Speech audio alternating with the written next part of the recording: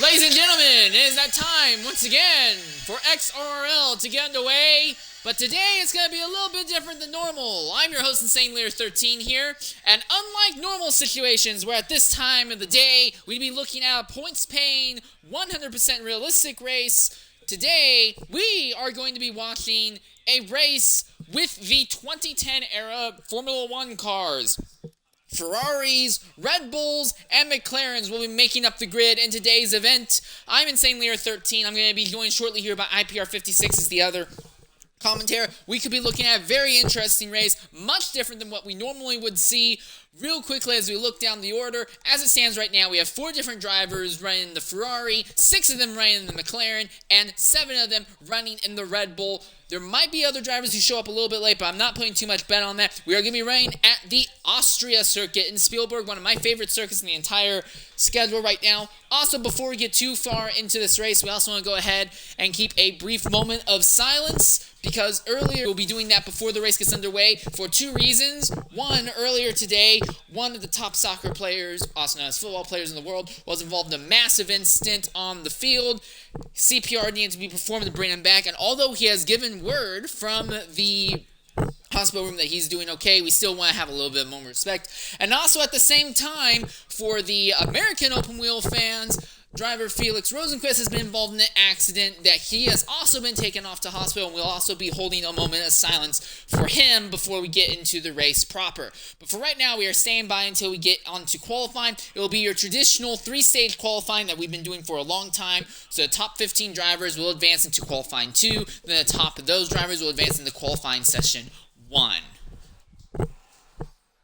So right now, we're just staying by. Real quickly, Raptor is in the McLaren, Dave Ewart is in the Red Bull, Zola is in the Ferrari, Venom, Veloce, and Whip are all driving McLarens. Lowe is driving a Red Bull, Young Maneuver is in a McLaren, Careless Jackson is in a Red Bull, Torpedo is in a Ferrari, Airmax is in a McLaren, Ozda is in a Ferrari, good man, CVTX Mask is in a Red Bull, as is Smoothie 25, and Sasha Andreo 2, and XRRL Ledger. Ryan Hurricane is going to be in the other Ferrari. And again, we're waiting on IPR 56 to be able to jump in with us. We should be able to get underway in a little bit here. Currently just standing by. Hello, I'm back. Alright, and in the broadcast booth with us, we have IPR 56. So IPR, it's Austria. A very familiar circuit for a lot of these drivers, but not a very familiar set of cars or a set of rules. What are some of the big differences we're going to be seeing in today's race compared to a traditional XRRL race? Yeah, well, with the more classic old cars, it is going to be different, I'm sure, and we've done a lot of practice, but these cars can be quite tricky to control. This track is, well, it's known as one of the easiest, which is probably a relief for some of them, but there's still quite a few tight corners, and especially the likes of turn 3, where you can quite easily spin, even in a normal F1 car, if you put too much power down. Especially these cars, I think we may be seeing a few more, not exactly crashes, but driver-related incidents than usual, but hopefully still it should make for some good racing. Yep. So, big thing, one question I have, what are we going to be looking at, because we have a difference when it comes to tires, and then what are we going to be looking at when it comes to DRS?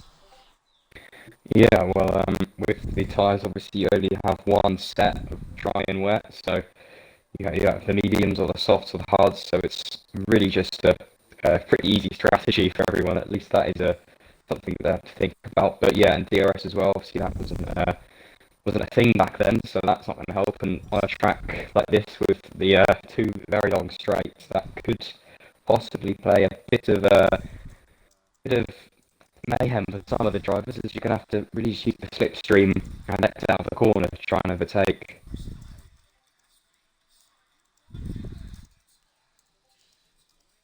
Well, we're waiting on the last of their people to show up. It looks like one of our guys might have dropped out. He might be able to jump back in shortly, though. But, yeah. So here we are. The other thing with Austria, so not necessarily with Austria in general, but this circuit is one that was modified with this era of cars in mind. So that was one of the other things that will kind of help a little bit. 2010 Formula One cars aren't too far off of what was actually ran here when the series finally did come back to Austria. Some of the adjustments were made early on in the 2000s.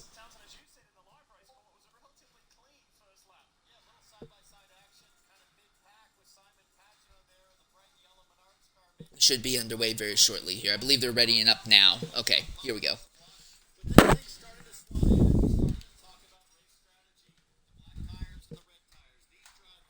Trying to load up onto the circuit properly now.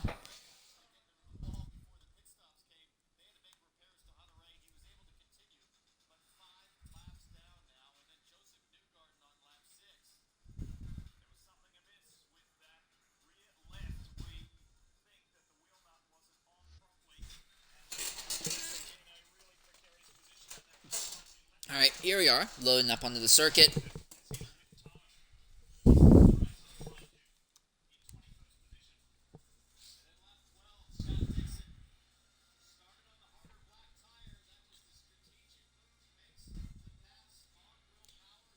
So one thing I normally try and do within the broadcast is I try to keep a lap on board with the car for a full lap under qualifying during qualifying session 1. I'm going to try to do something a little bit different today. I want to try and run a full lap on board with each of the 3 manufacturers, 1 full onboard lap with the Ferrari, 1 with the McLaren, and 1 with the Red Bull. Again, 3 very interestingly unique cars from the early bit of the V8 era, the V8 semi-hybrid era, that began in 2009 and ended in 2013.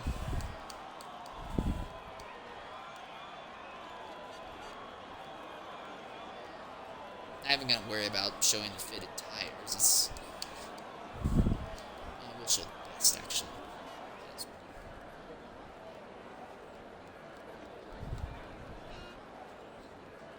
No one's moved yet. Just waiting for the first bit of movement on the pit lane before we get underway here.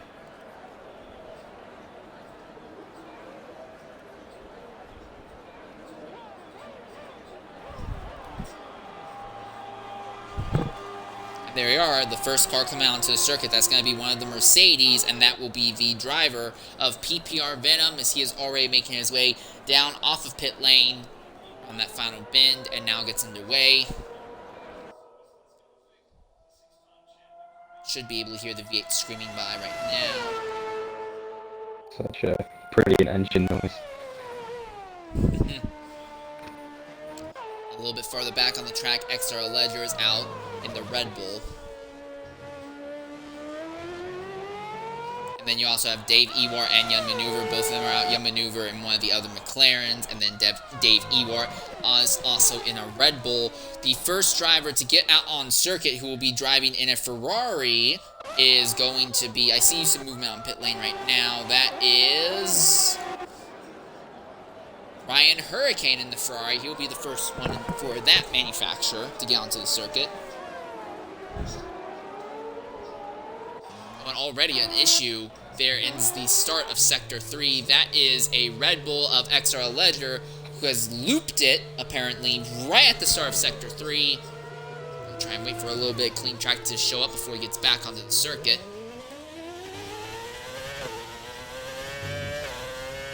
I don't see any damage from the car, at least not any from the onboard. It looks like it was just a simple loop, no real issue. We're going to go ahead and be signing right on board with XRRL Ledger on the Red Bull for a full lap around Austria to really get you an idea of what the car feels like here.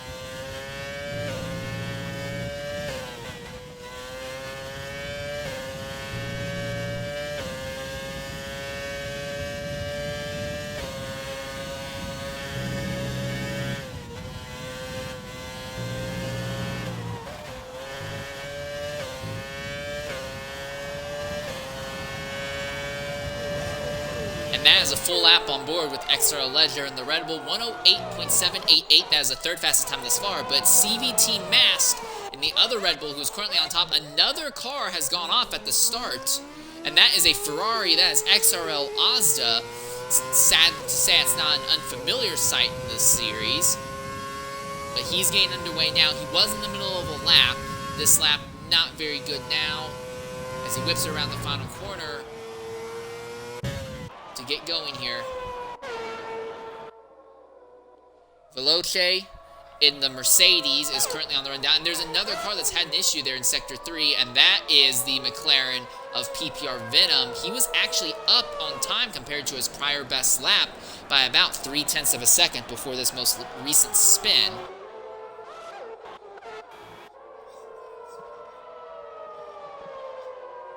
Meanwhile, this is Airmax 8841, one of the other McLarens. He's trying to get underway here. You can see Dave Ewart in the Red Bull pulling over. Ewart in the middle of a cool-down lap right now. Not in the middle of an active lap, sadly. So we'll take this time to go on board a lap with Airmax in the Mercedes to see what a lap is on board with the Mercedes compared to the Red Bull. The McLaren, not the Mercedes, I'm sorry.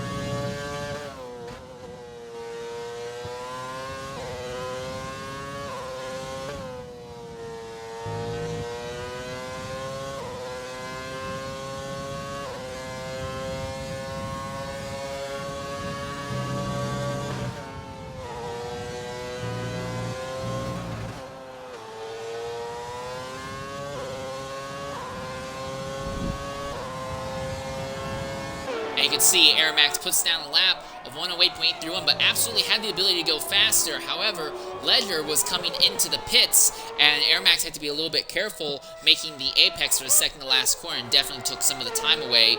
Veloce is in the middle of the lap, actually wrapping up his lap right now, and he will put up the 10th fastest time thus far, 109.784. Whippy, who is your current X3 champion in the McLaren, in the Renault in that series, is currently in the McLaren as he is wrapping up. And Veloce has just crashed out of the session.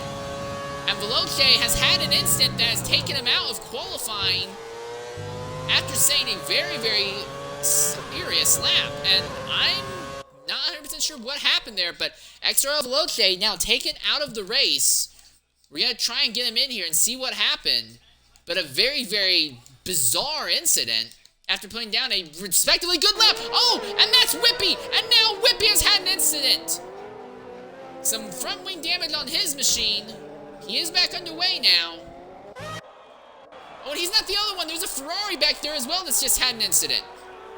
Alright, coming into the party right now is XRRL Veloce. Go ahead, include your audio. Veloce, what happened that took you out after that incredible lap? I had accidentally put 6 flaps of fuel in, so I went for 2 fires.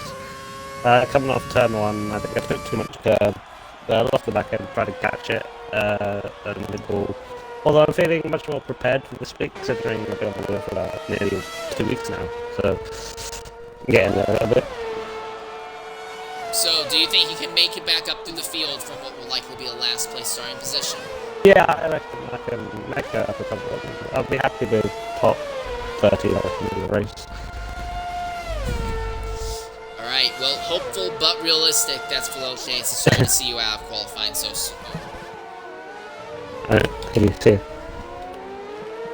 Right now, we're watching XRL Zola and the Ferrari making a lap, but someone has had an incident in Sector 3, and that is the car of Sasha Andre, and he has actually run out of fuel.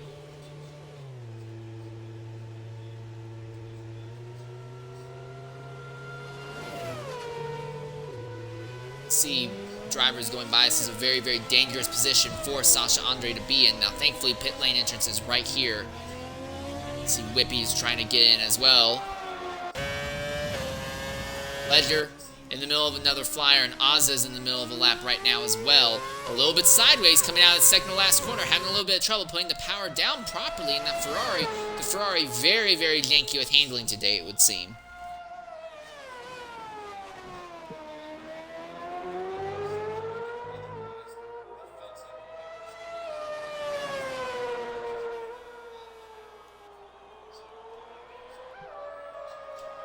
Coming down into Sector 3 now, right into the dirt.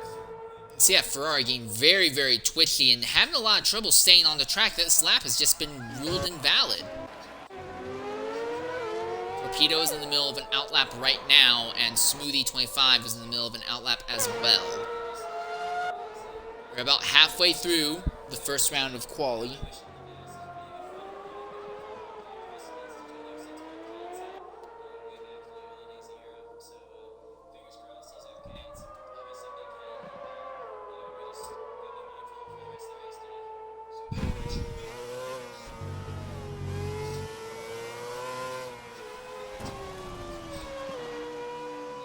Oh, and Torpedo.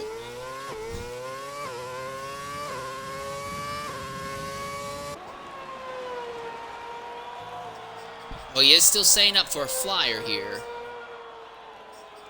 One of only 2 drivers yet to have made a flyer lap attempt. As he puts the power down coming out of the final corner. Lap on board the Ferrari now around Austria.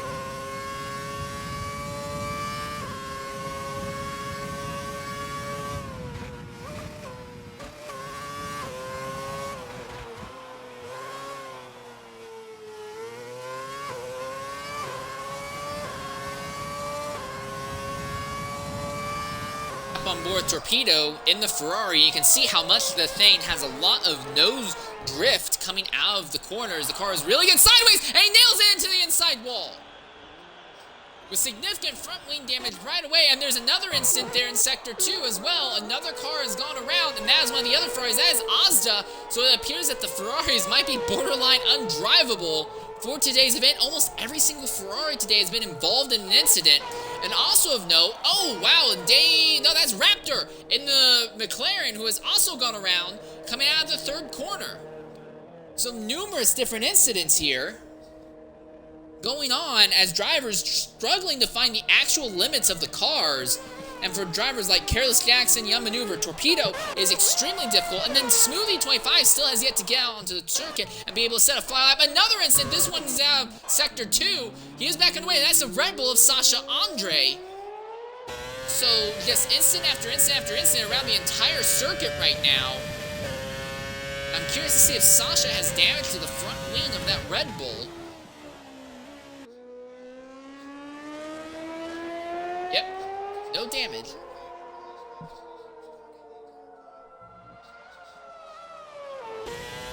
Yeah, that Ferrari just looks so difficult to drive, and the amount of yellow flags were happening, and this is only qualifying 1. I just found it very unusual to see even a few yellow flags unless they're slowing down in normal qualifying sessions. So I think that could be a sign that this race could be won with quite a few safety cars and possibly some quite yellow flags as well.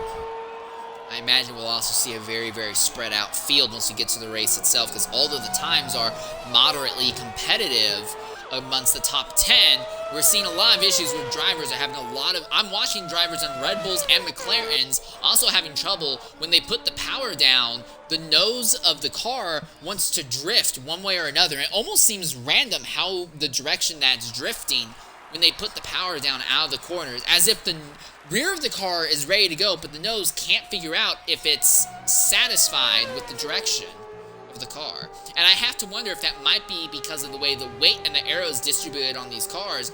As you note, when you look, and I'm not saying this is how it was in real life, but maybe because of the way the game has modeled. Oh, and that's another Red Bull that's gone around.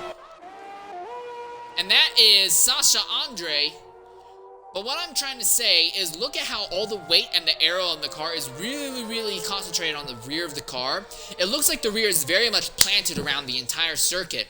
The nose right up in the air, the wings not even close to the ground, the nose, the driver's pod, everything is really high up on the back. You're right on the rear. I have to wonder if that's causing the game's physics engine to not properly get an idea as to how downforce and grip with these cars are, and that's why the nose is so drifty.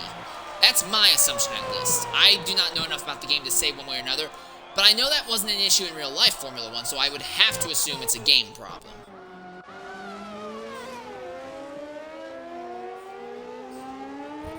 Watching Smoothie 25 right now as he's coming out of the second corner. He is the last driver right now to try and go for a lap time. Although Torpedo has set a lap time, it's not a very competitive one, only a 1:12.690. Smoothie 25 needs to beat a time of 109.784 in order to get into Q2. Again, only the top 15 drivers will advance into Q2, so 2 drivers will get knocked out.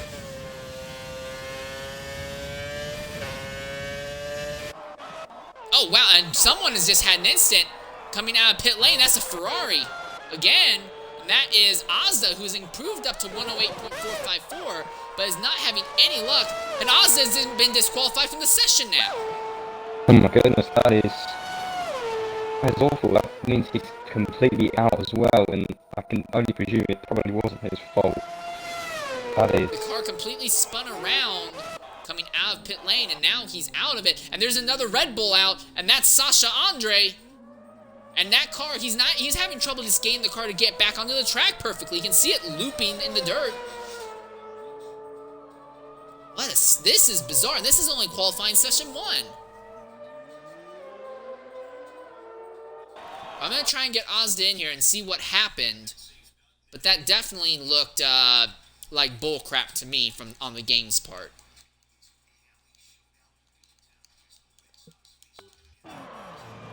Well, we are down to the last minute and 25 seconds of qualifying now. Raptor is in the middle of an outlap, and if he doesn't have any mistakes, he will be able to set one more flyer. As it stands right now, though, the question is just if Torpedo can go up. Ozda is coming into the party right now. Ozda, the game's disqualified you, but we saw you have at least 3 different instances on the circuit. What's going on out there with the handling of that Ferrari? Well, this setup that I have right now is actually made for the McLaren, and that's what I was originally going to go into. So, you know, I'm used to the handling of that car, really. So yeah, and then obviously I just thought, you know what, I want to spice up the field a bit. I don't see that many people in the Ferrari. So I went, oh, I'll go in the Ferrari, I put the setup on, and the car just handles way different to the McLaren. So yeah. And then it was just basically rear stability. It wasn't very good because obviously these cars have way different traction to the F1 2020. So it was just getting used to it really, but that's basically just the main thing. And then obviously I spun on the pit lane, tried to let some people pass it, it disqualified me. So it's unfortunate, but it is what it is. Alright, you're going to be in the back of the field by the looks of it going into the race. Do you think you'll be able to recover from that? I'm hoping so. I think I'll say from a lap time I do have a pretty decent pace here. It depends whether the lap time is getting any quicker. But what it looks like, it does look like I have a pretty decent pace here. So I'm hoping for maybe a top 10 finish if I can pull through. But to be honest, I will just be happy to finish. Alright, well, that's the word from Ozda. It's a shame to see you out. As now we put our focus on Torpedo in the Ferrari.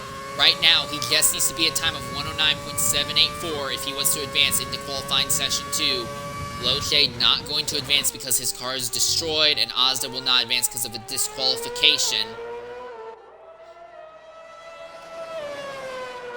We've got Torpedo now, yeah, who possibly can get through. This is his only chance to do it, though. He is the last car out on the track right now, setting a time, and look at that thing get sideways through there. He's kept it on the circuit. 109.784 is the time he needs to beat. Last corner. Oh, look at that thing, really twitchy on exit, but at the line, it's not good enough.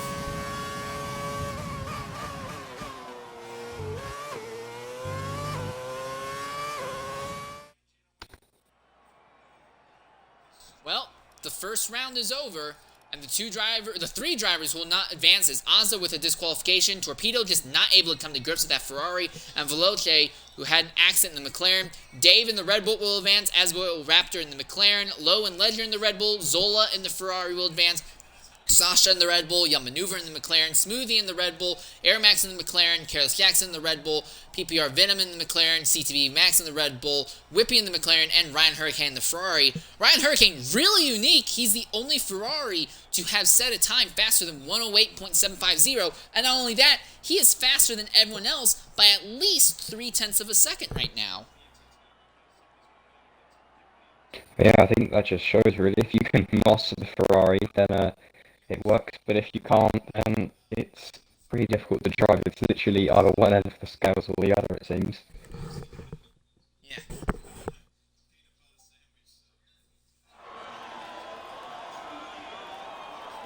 Alright, so now we get ready for qualifying session 2.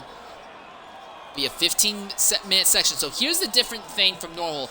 We only have one set of tires, so we don't have to worry about setting up for what kind of tire you want to run or not. It's just get out there and set laps. So there's not anything really particularly special. But still, the top 10 drivers will advance into qualifying session 3. So 4 of these drivers will not advance further, and that's the big thing to take note of.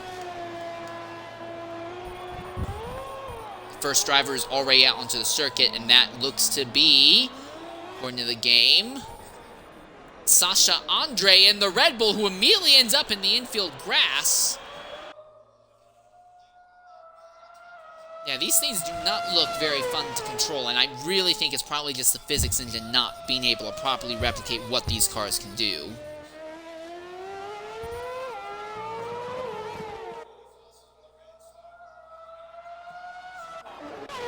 Careless Jackson is out on circuit as well in the Red Bull, as is XRRL Ledger in the Red Bull, and Venom is the first of the McLarens to get on circuit. Lowe is out on the circuit in the Red Bull, as Whippy is also in the McLaren. You can see already about half the field either on track or about to get onto the race circuit right now.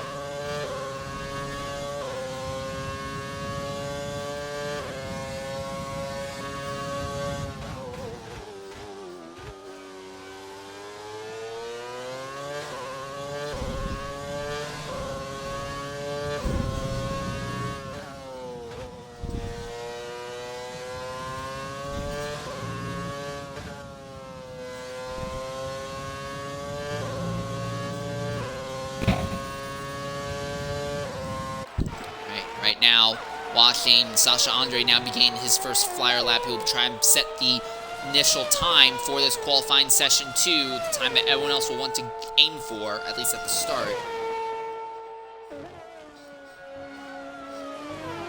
Purple Sector 1, 17.332 as he rounds turn 2 now.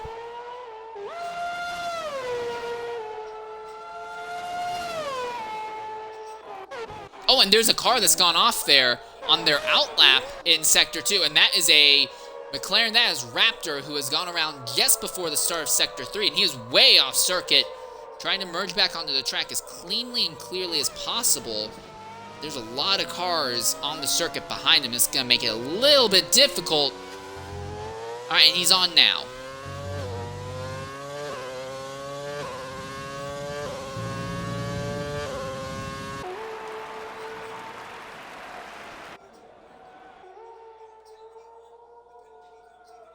Low in the middle of a flyer lap right now, as is Whippy. Sasha Andre's time, 108.243. That is the barrier that everyone's going to try and run for. Ledger has taken his first swipe at 108.826. And now we see a little trail of cars coming to the line right now. Will any of them be able to beat Whippy to the top, 108.172. So your X3 champion showing a little bit of strength early on in qualifying session 2. Here comes Ryan Hurricane. He set the fastest time at the end of qualifying session 1 in the Ferrari. What will he do? 108.058. So a good 8 hundredths faster for now. Sorry, not 8 hundredths, 12 hundredths faster. Oh, and Curtis Jackson's had an incident with PPR Venom.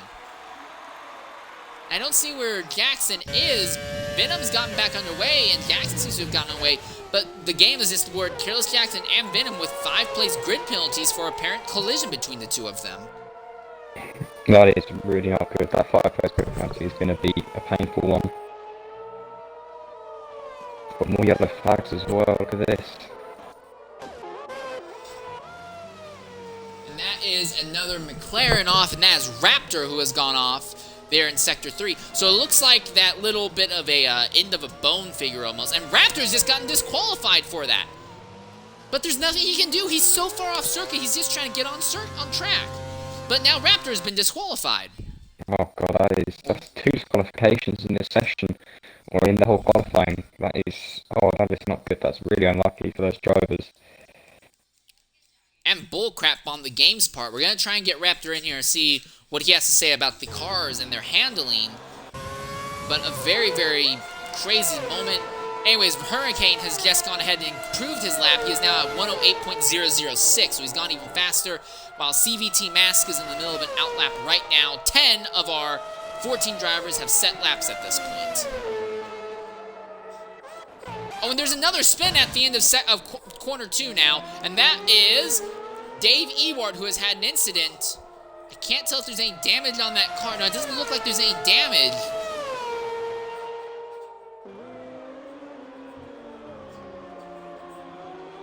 So he is underway without too much of an issue, at least.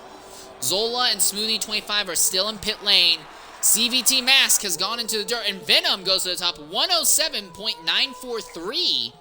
So now we have a McLaren at the top of the grid, and now another car has gone off, and that is, I'm trying to see who that is. That's XRRL Low in the Red Bull who has gone off now. I think I've seen almost the entire field have at least one incident in those corners on the racetrack. Well, Low is going to come into the pits now to get new tires and replace the fuel.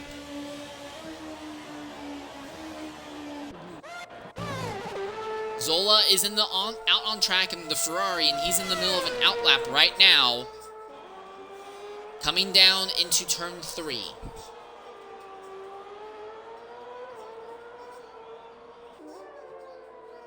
Smoothie25 still in the pits, and CVT Mask invalidated the first lap attempt that he's had. Now Smoothie25 is out on circuit to begin his outlap. Smoothie in one of the Red Bulls, CVT Mask in a Red Bull, and then Zola in the Ferrari.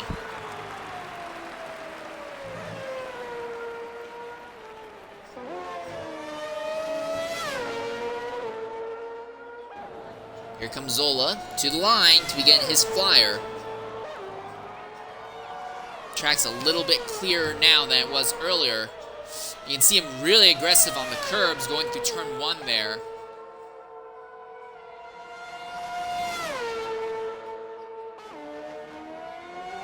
.396 at the end of Sector 1.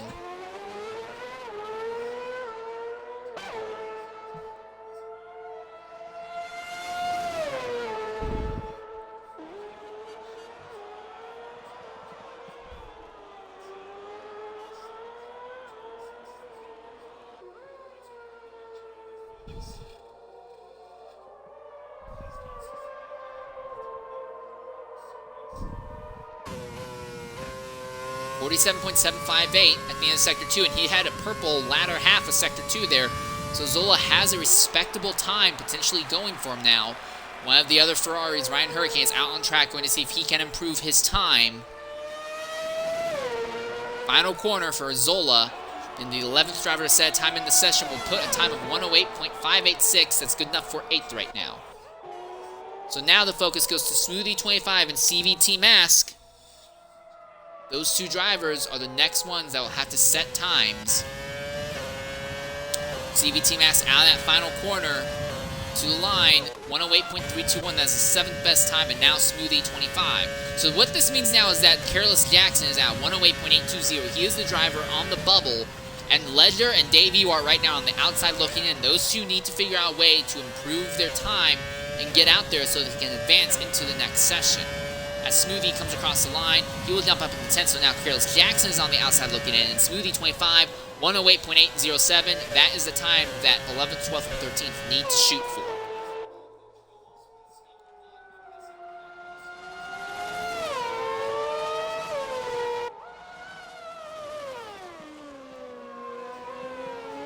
Smoothie already up on time at the end of Sector 1 alone, but the fuel light is flashing on that car, so I have to wonder if he's actually going to go for another flyer, or if he's going to have to turn this into a cooldown lap and bring it into the pits. There is about 5.5 minutes left, so you would have time to come into the pits, get new tires, get new fuel before getting back out onto the circuit here. He's up again. He's now up by over a quarter of a second at the end of Sector 2. Fuel light is still flashing, though, so we don't know if he's going to commit. We'll find out now, though.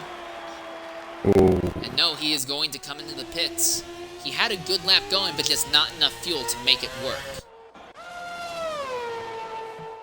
Dave Ewart is out on circuit, but he has invalidated his first lap attempt, so he's going to have to go again.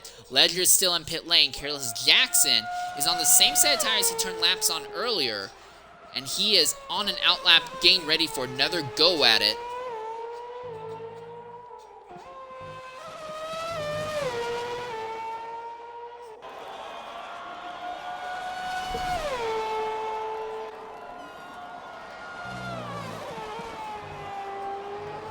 Alright, Careless Jackson out of that foul, and he invalidates it on the exit, on the runoff at the exit of turn 1, and Careless Jackson immediately invalidates.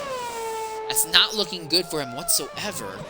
Just no luck getting a good, clean lap going. We only see a few cars out on track at the moment. Now, Ryan Hurricane is out on track trying to see if he can go even faster in the Ferrari, and then we can also see on circuit not XRL Low in the Red Bull. But we only have 4 cars out on the racetrack right now. Not a lot of very direct action at the moment. As Lowe comes into the pits now. Young maneuvers in the middle of an outlap. He currently has the 8th fastest lap time.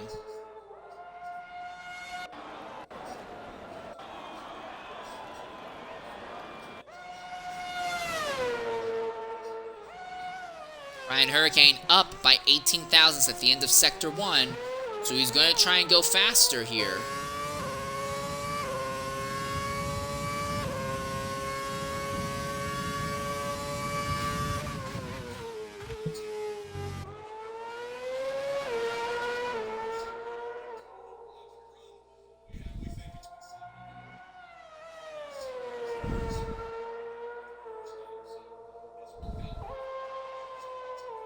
$69 thousandths up at the end of Sector 2. Nice.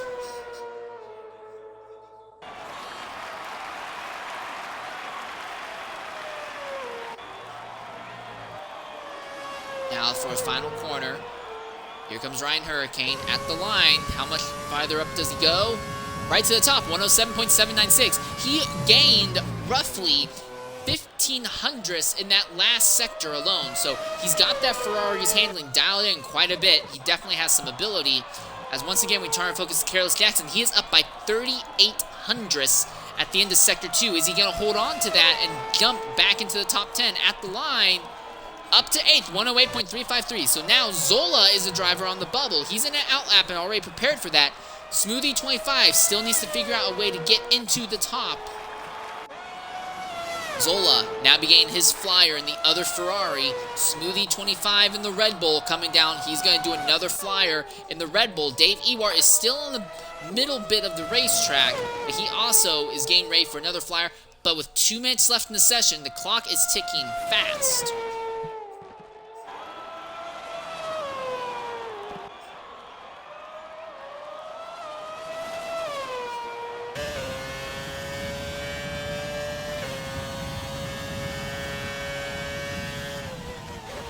Ryan Hurricane has just gone even faster in the Ferrari, 107.617, and wow, Dave Ewart completely butchers that first corner, but somehow the game doesn't make it invalid, so he is still in a flying legal lap here, but he lost a lot of time in that runoff there, and that's not going to help him.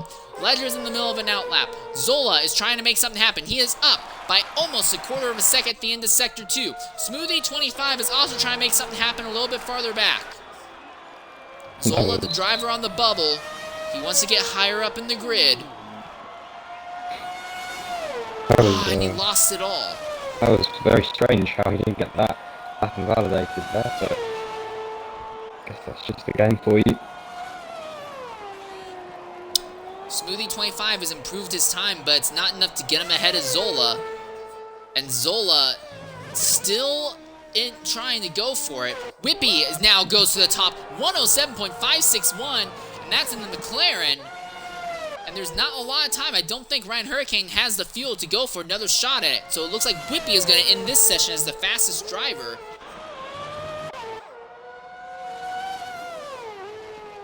Watching Smoothie 25, he's trying to get faster once more and jump Zola. But Zola has the fuel light flashing, as does Smoothie 25. Ledger in the middle of a lap, as well as is Dave Ewart. So everyone 10th through 13th trying to set a lap right now. Zola will be the first one to do it. And he aborts. He comes into the pits. So here comes Smoothie 25. He's going for it. Does he have what it takes to beat Zola at the line? Yes, he does! Zola is out. Smoothie is in. What about Ledger? What about Dave Ewart? Here comes Ledger. Final two corners now in the Red Bull.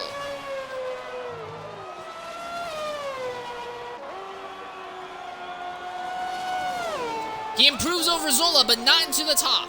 Here comes Dave Ewart, the last driver that we're wondering about, and at the line, he does not improve.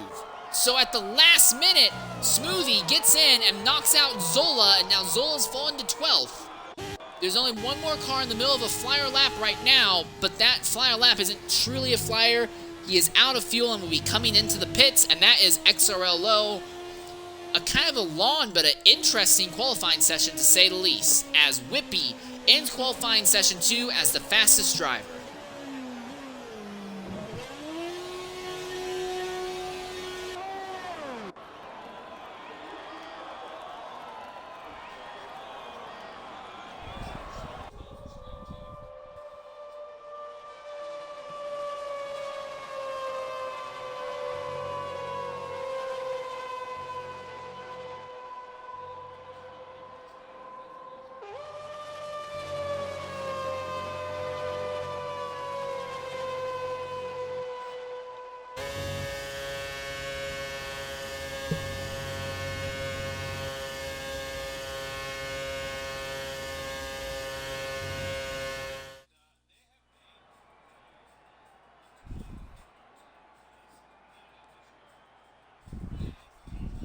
So there's your top 10.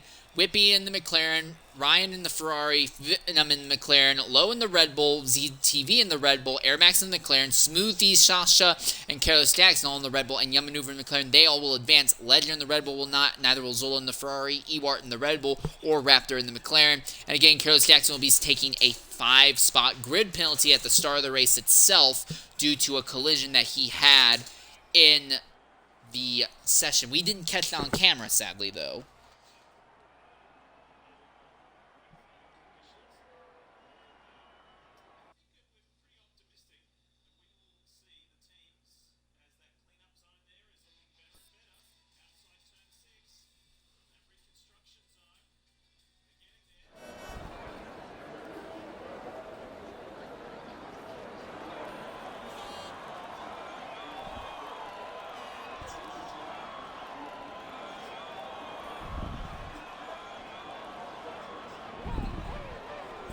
So here we are, the shootout for the pole.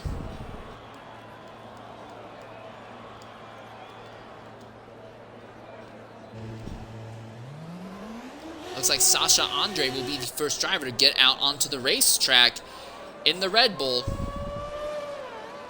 Only one Ferrari of the 4 that started has been able to advance to this point in the race.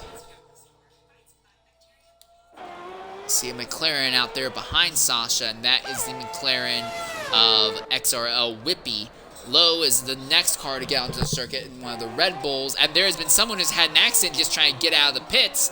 That is PPR Venom. Now he's back underway now, but an accident just getting out of the pits, not looking very good for that car. There's already significant wing damage on the front end of that McLaren. And this session is only 12 minutes long, so it's not like you have lots and oodles of time to just go through here.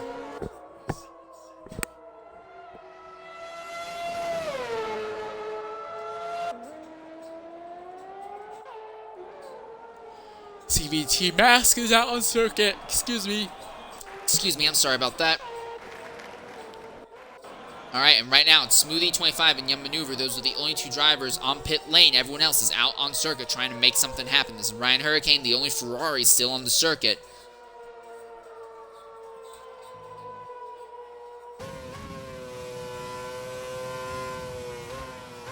Sasha Andre in the middle of a flyer, as is Whippy. Here comes Lowe. We're right on board with Lowe for a little bit here.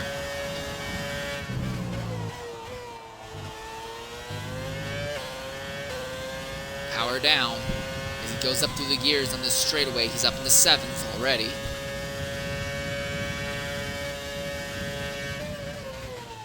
Purple sector 1. Rounds turn 2. A lot smoother now. A lot of the drivers seem to be coming to a little bit better grips with what the cars can do here. Turn 3 now. Now this bit of the track that Lowe is coming up to, this has been the track that has given the part of the track that's getting a lot of drivers issues.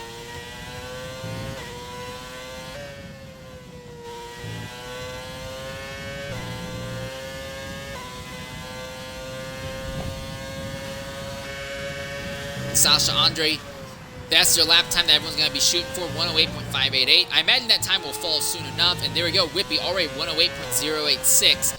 Here comes Lowe at the line in the Red Bull. He will set a time of 107.940. And now here comes Ryan Hurricane in the Ferrari, fastest at the end of Q1. What can he do? Oh, and there's already been another incident coming out of pit lane, and that's Lowe, and that wasn't out of pit lane. He had an incident where the car must have spun around coming out of that final corner. Not final corner, first corner.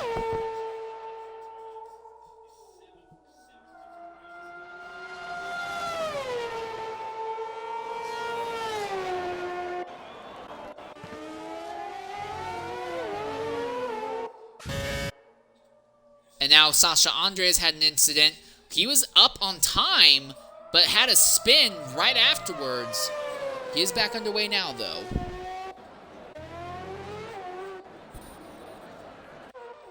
Young Maneuver and Smoothie25 are still in pit lane. PPR Venom in the middle of an outlap right now. I think Sasha is completely spun backwards on the racetrack. And he's having a lot of trouble getting anything going. He's pointing in a direction that if he moves forward, the game will disqualify him. So he has to reverse onto the track in a very awkward way. Another driver just had an incident, and that's out of turn 3. And that's PPR Venom now. So we continue to see numerous spins just due to the car's very abnormal handling all around the circuit here.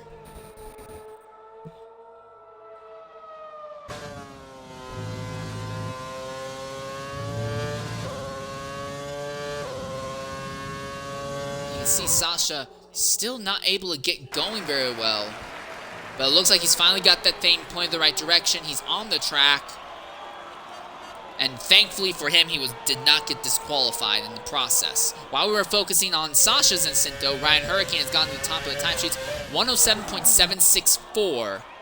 Smoothie25, Venom, and Young Maneuver are all in pit lane right now. In fact, we only have 3 cars out on the track with CTV, Mask, Careless Jackson, and Ryan Hurricane right now.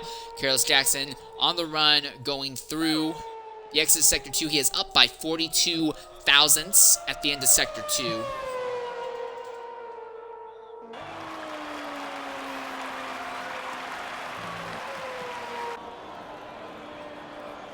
And he's aborted his lap. No, that's not. That wasn't Kairos Jackson. Sorry, here comes Kairos Jackson with his lap at the line. He improves by 76 thousandths, but that's not even nearly enough to bring him up to CVT Mask's time frame. And Ryan Hurricane, I believe, he's coming into the pits right now. Here we are, Kairos Jackson now at the exit of Sector 1, 87 thousandths up. So Kairos Jackson going for another run at it. He looks like he still has fuel in that Red Bull.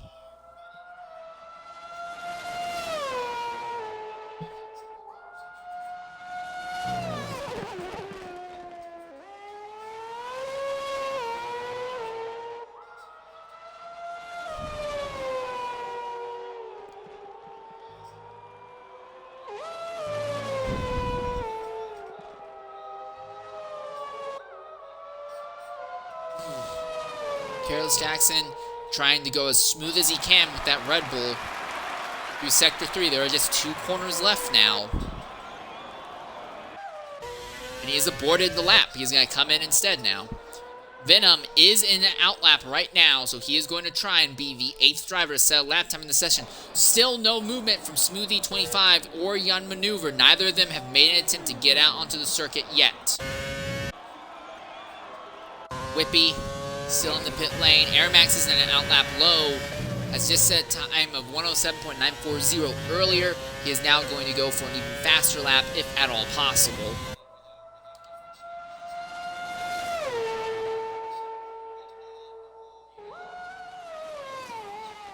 He's up by 95 thousandths at the end of Sector 1. Sector 1 very much focused on the engine ability of the car. There's only 1 corner through there. It's not even a full 90-degree corner. Then Sector 2 is a little bit more focused on the handling ability. And then Sector 3 is all about handling pretty much. So 3 very distinct extra sectors on this racetrack. And being faster in one doesn't necessarily mean you're going to be faster in the others. We're seeing a train of cars coming out onto the circuit now. PPR Venom is in the middle of his flyer. Smoothie25 and Young Maneuver is finally coming out onto the circuit, but the car comes to a stop and then he gets going. Not really sure what was going on there. No movement from Smoothie's pit yet, though. Young Maneuver is underway, though. Ryan Hurricane is underway as well. He's going to try and better his lap time. Airmax in a lap, but he's down on time. Sasha Andre up by nearly a quarter of a second at the end of Sector 2, so there is potential for Sasha here. See him sweeping by in the Red Bull. Last corner here. Car really seems drifty in those last 2 corners. I imagine he lost a little bit of time there. He did lose time, but it was still enough to get him above Kairos Jackson. So now Sasha Andre up into 6th. With 3.5 minutes left, he spins around. A full loop around and rear ends the car on the inside barrier. But he set the lap time at least. Venom back into pit lane. Smoothie still has yet to come out into the circuit, but Young Maneuver is going for it. He will try and be the 8th driver to set a lap time in this session as we go quiet and right on board with one of the wildest drivers in XRL.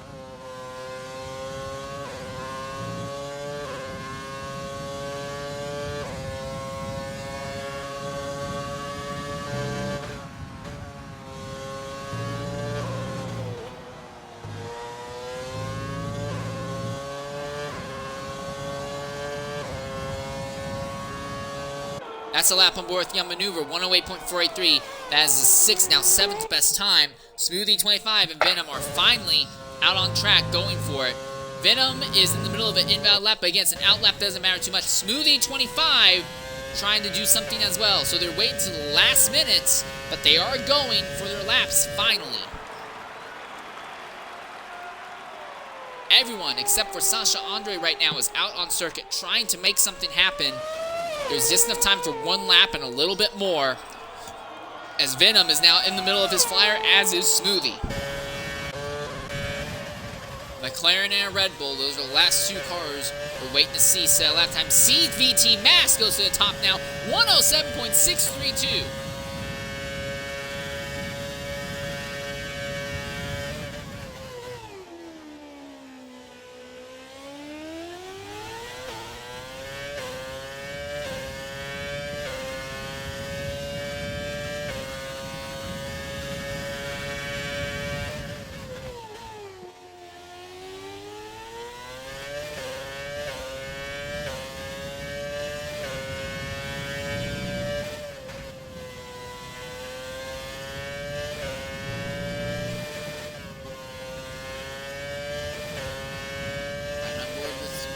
Right on board with Smoothie 25 here as he and Venom are trying to set laps in these last moments.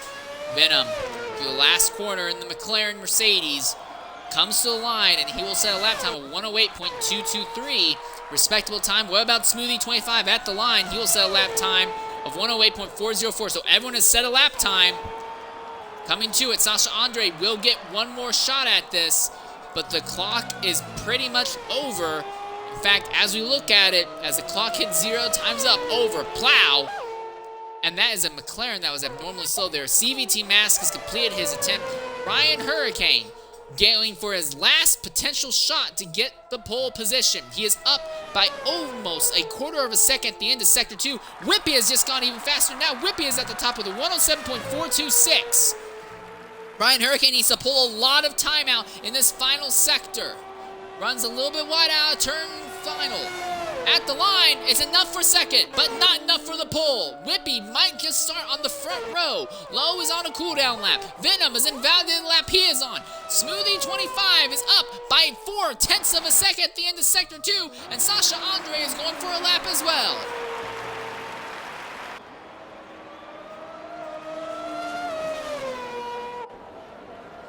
At the line, Smoothie 25 jumps up to 6, 108.041. What about Sasha Andre? The last driver set time here. Not good enough. Only a 108.364, and that means that is XRRL Whippy in the Mercedes McLaren that will start on pole position in this event.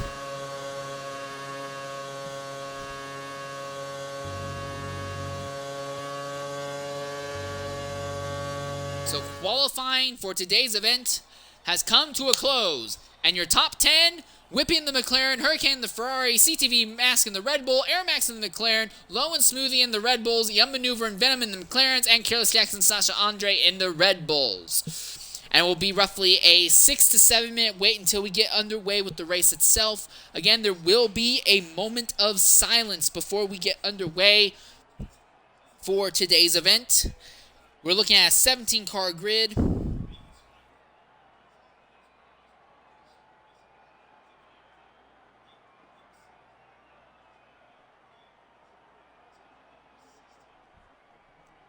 Just standing by right now until we can get underway for the race.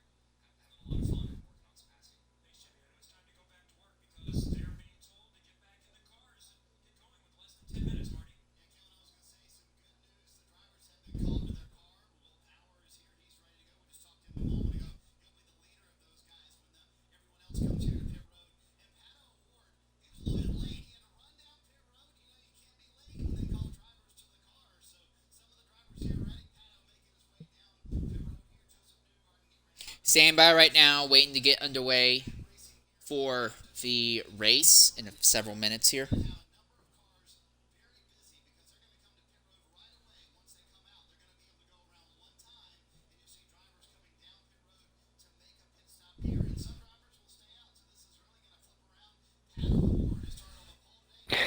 And apologies for being a bit silent there during Q3, but just before we start, I want to ask your opinion on how do you think the start's going to go? Do you reckon it's going to be a nice and clean one, or do you think we may see possibly a safety car? I don't think we're going to see a safety car, but I think we'll definitely see 2 or 3 drivers spinning out pretty much of their own ability, going through turns 1 and 2 alone. With cold tires and the very skiddy, weird handling with these cars alone, we are definitely asking for issues here. I do think that we'll probably see a race that will get very spread out in the event itself, and we'll see the drivers who just have the fewest number of mistakes end up filtering their way to the top of the grid. Again, no variances in tires. It's going to be one set of tires all the way throughout the race. Will they be refueling? Or do you know if they're going to be starting with a full tank of fuel that will last them to the end, or what? Because 2010 was like, I don't remember if 2010 was the first year with no refueling, or if it was the last year where they still had refueling. Yeah, I can't remember, but I believe I've raced here before, raced in these cars before, and I think you fuel up like you would normally. I believe you can refuel, so I think it's fairly normal in that sense. Right.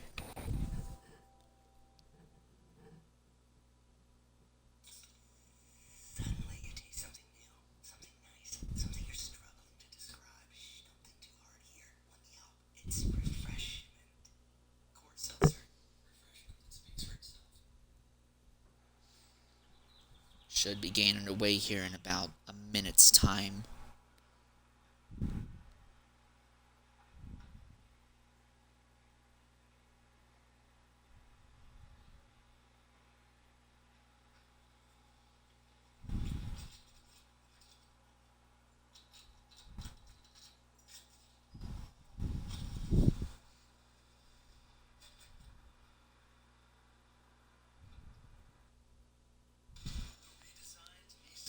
Is redefining the road trip.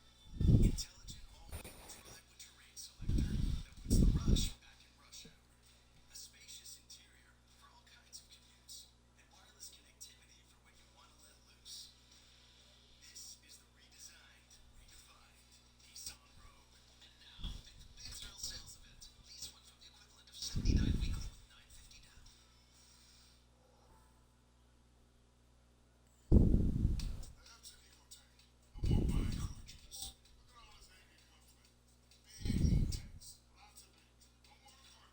All right, and here we are, getting ready to get the race underway proper as we're seeing drivers beginning to ready up. 17 cars will take the green flag here.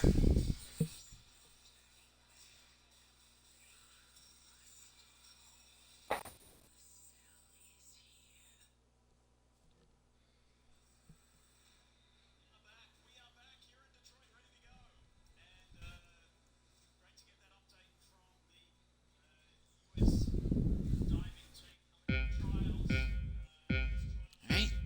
4 lights, 5 lights.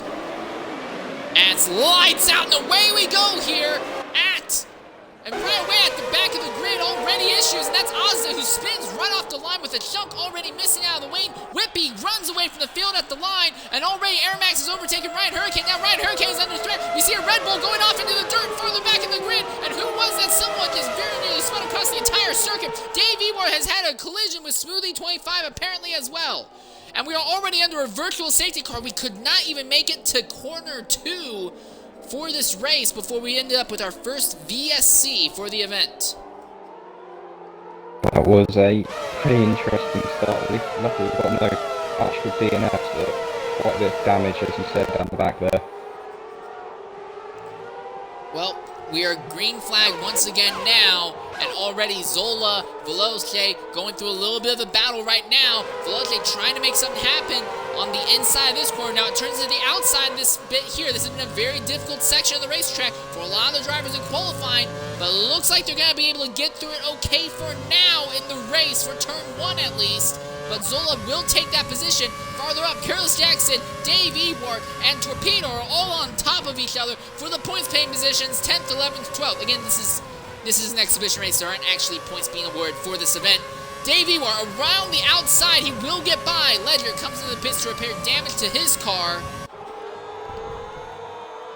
And here we go. On the inside, here comes the Red Bull, and that is Dave Ewart who moved back in front. Oh, wow, look at that. It was a little bit much, and they've made contact and come right back across the field. Careless Jackson falls way down the order, and I don't think he has any damage, but he has lost a ton of positions and time.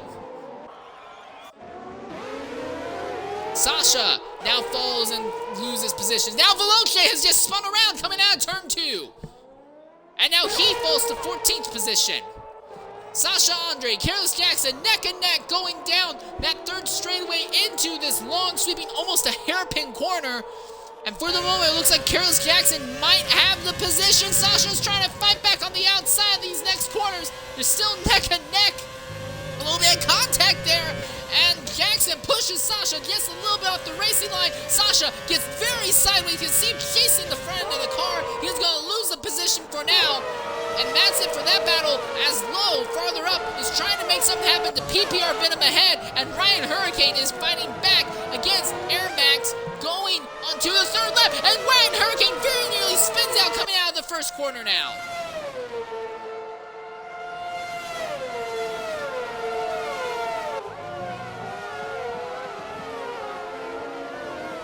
Again, there is no DRS. Oh, and someone has had an accident coming out of pit lane now, and that is Sasha Andre.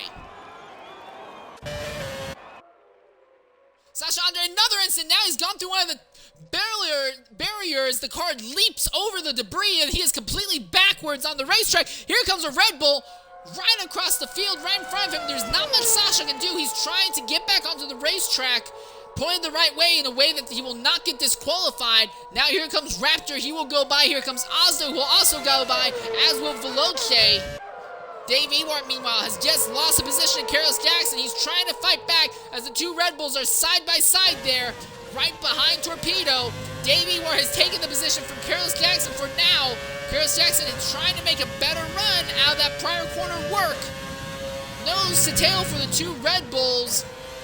Dave Ewart really wide in the second to last corner. Here comes Jackson, shoots it up on the inside. They're going to be neck and neck, swapping positions for the last corners. They're going to be side by side again nearly when they come to the line.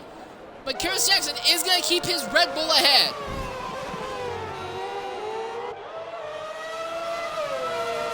The Red Bull of Dave Ewart really struggling to keep things going the right direction.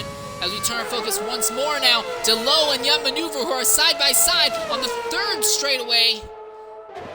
Lowe on the inside, Young Maneuver on the outside. Neck and neck contact. Yes, the slice of contact is Lowe brushes Young Maneuver aside, and he now moves his Red Bull up into the 6th position. And farther up in the order, Ryan Hurricane is closing in once more on Air Max 8841. Oh, and Venom has spun out. Venom has gone off circuit and spun way off the track. He's merging back on, but has lost significant amount of time, falling quite a way through the order there in the process.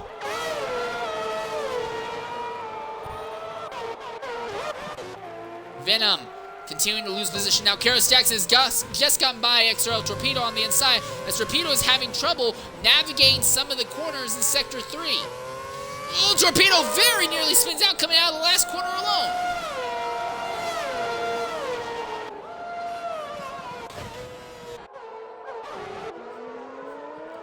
Ryan Hurricane trying to close in on Air Max ahead of him. You can see they've already taken care of some lap traffic farther behind. Young Maneuver has gotten back by Lowe. There's so much stuff going on, most of it just because drivers trying to adjust and capitalize on other people's compromises and mistakes.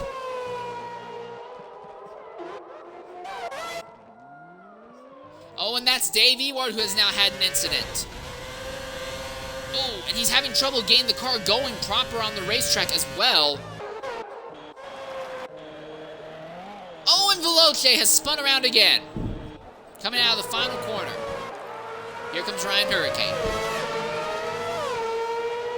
He's closed in to about 0.4 of a second behind Air Max. You can see CVTX Max trying to close in behind as well.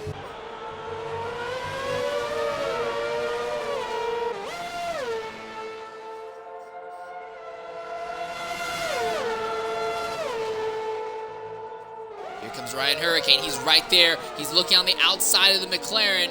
Potential crossover out of the final quarter. Not quite. But he's going to nail the inside wall. And Ryan Hurricane with a massive accident against the inside wall as he put the power down and the nose just refused to grip. And that is a full course safety car after Ryan Hurricane has a massive impact on the inside wall. And that will gather the entire field up. Venom has lost the spot just before the pit straight. He's luckily getting into the pits, but he broke a lot of his wing. And so many collisions this race. This is absolutely insane. You can see that most of these drivers do not specialize with these cars, and this game does not specialize in them either. Whippy, it's going to be a long time before he can even catch the pace car, and I have to wonder if anyone's going to consider pitting to get onto a different set of tires if they've had an excessive amount of spins. Doesn't seem like it's going to be too much for these two. Sasha Andre, PPR Venom are in the pits. PPR Venom's going to get put a lap down, but Sasha Andre will be able to get out on circuit ahead of the leader. So Sasha Andre will be able to stay on the lead lap, but Venom and Veloce, their races are basically over as they are going to be trapped a lap down now. And this is going to be a very, very long yellow flag as well. Because although Whippy has just caught the pace car, and Venom just got disqualified for complete bullcrap.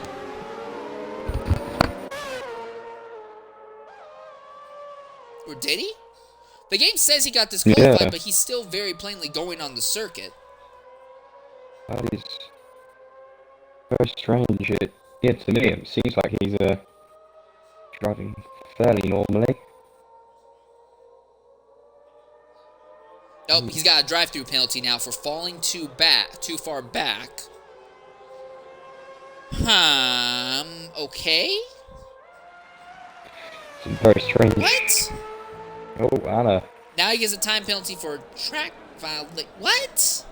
The game has really not taken a liking here to Venom.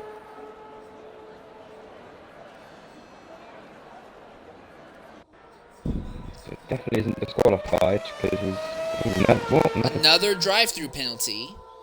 I mean, it says falling too far back, which would usually mean you're in the queue but not close enough, but he's definitely not in the safety car queue. He's trying to catch up to it. Right now it says he only has a drive-through penalty against him right now. I have no idea how this is supposed to go right now, frankly. It may just be a visual glitch, but I've never seen it happen, really. Oh, there's another one. He seems to be getting a new one of these random penalties pretty much every sector of the track now. I also have to wonder if they're going to get him, if the safety car is going to let him properly catch the back of the field. He's going at full bore trying to catch Sasha Andre, who is 15th. Sasha Andre himself is still about a third of a lap behind the leaders, as is Dave Ebar, who is still... Oh, I think he's out. That looks... yeah, he is... oh, he's left.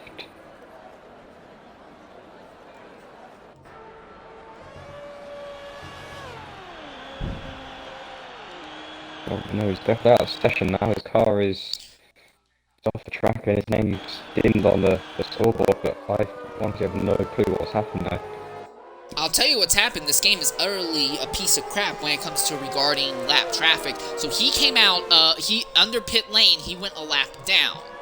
But because you're faster going on the pit lane exit than you are going around turn one normally under safety car speed, he ended up ahead of the leader.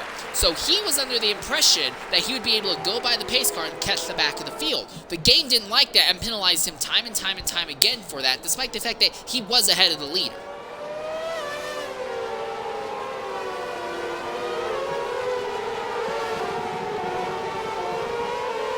So now this is the situation. Veloce is a lap down, but other than that, I believe that's it, really. I think everyone else is still on the lead lap, and then Venom very unjustly disqualified.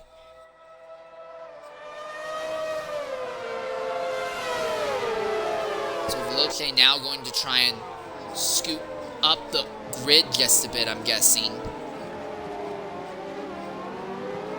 There we are. Veloce is going to slip by the leader. So now Veloce is going to try and get on the lead lap and watch the game penalize him for trying to do so because the game is a piece of crap.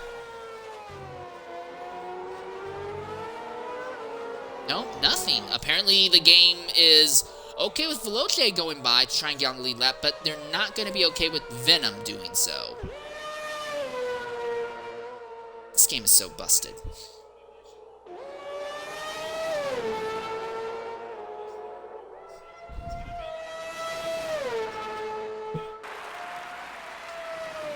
And we've also not gotten word yet if we're going to go green or not. We're still under a very, very long safety car for what was a single car incident to the inside wall that didn't even take him out of the race. So a very weird scenario. We're still under yellow for what was a relatively small incident.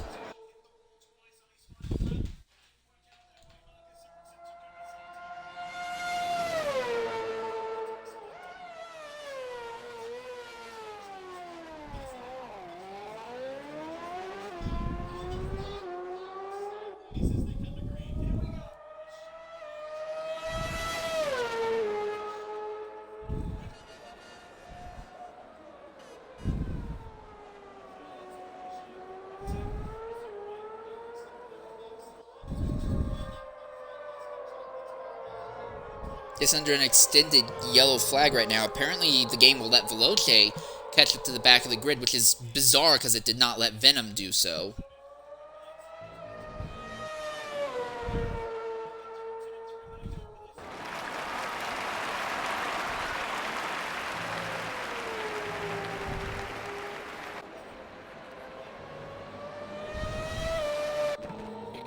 Ledger has just spun out.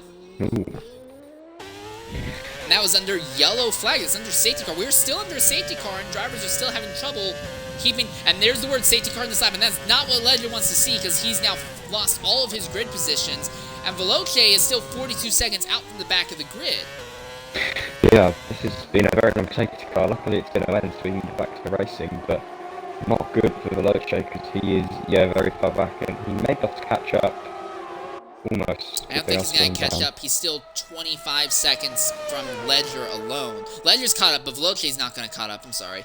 Although Veloce will be moderately close and will likely inherit extra positions if there are instants coming to the green.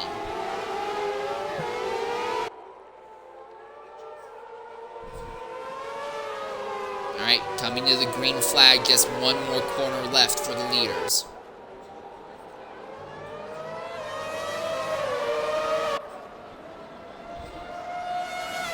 And we're off. We're underway. And Ledger came into the pits coming to the green, actually. It's interesting. So I wonder if there might have been damage to the car that we didn't notice. But Whippy immediately opens up a massive gap. Ozda gets a penalty for track violations. There's numerous battles going side by side between Torpedo and Jackson and other cars throughout the grid. Hurricane's trying to close in, wants to make something happen, can't make something happen. Zola has just made a bunch of positions, but loses them all on the exit of the corner. And Yamanova with a humongous accident, and there's a bunch of cars involved. The entire mid-pack is involved in a massive accident now. Oh my goodness, there are so many cars everywhere. That was a very, very big accident. No DNS, but a lot of damage.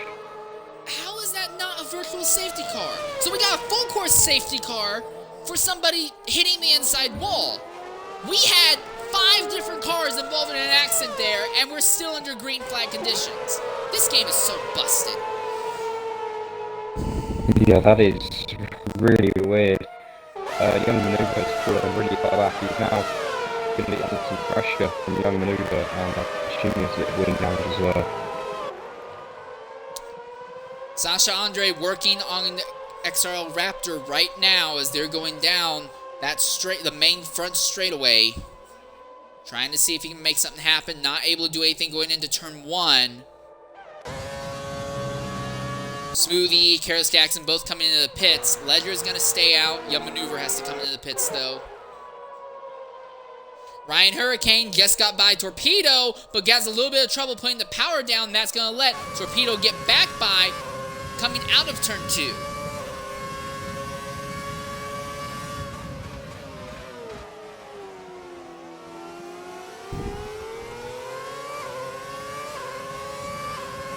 Torpedo running away from Hurricane now as the field begins to spread out just a bit.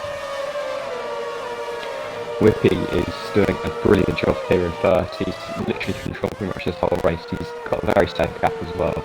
He's looking like a good contender for the win of this race.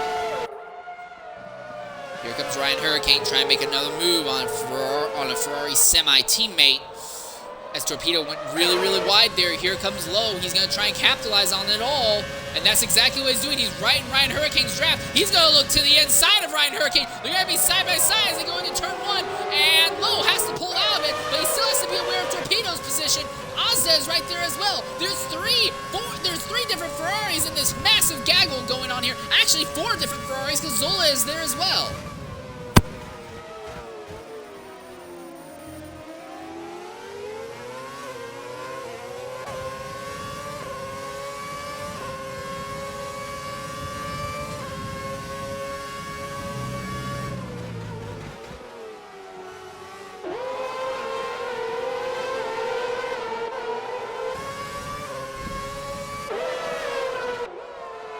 Torpedo having nothing but trouble trying to keep the car properly on the racetrack right now. That thing seems to be sliding all over.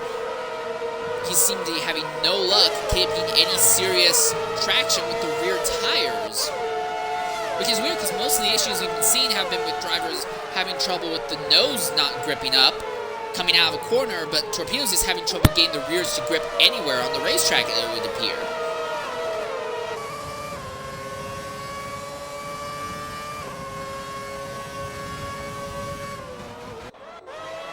Mazda closing in on Zola right now. Another battle between 2 Ferraris.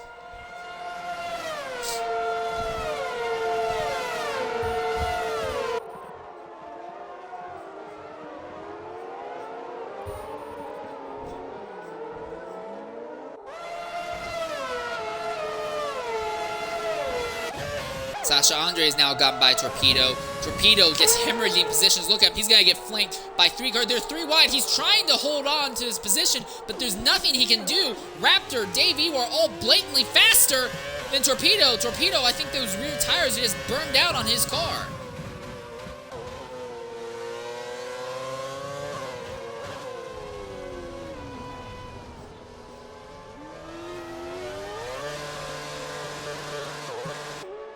And now Raptor has spun around while he was trying to follow Torpedo. Just not working out for him whatsoever. Torpedo really proving to be a bit of an issue here as he's gotten back by Dave Ewart. Now Raptor has spun around again. He's now fallen all the way to 13th position now. And he spins again. The rear tires are hot and basically melted, and it's almost impossible for him to actually get any traction now. A little bit farther up, though, Ozda still right there behind Zola, trying to make something happen.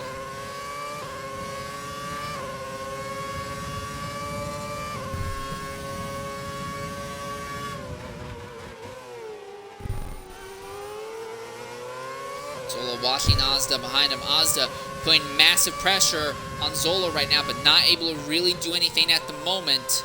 While at the front, Whippy and Air Max continue to have a good, solid control of the field here.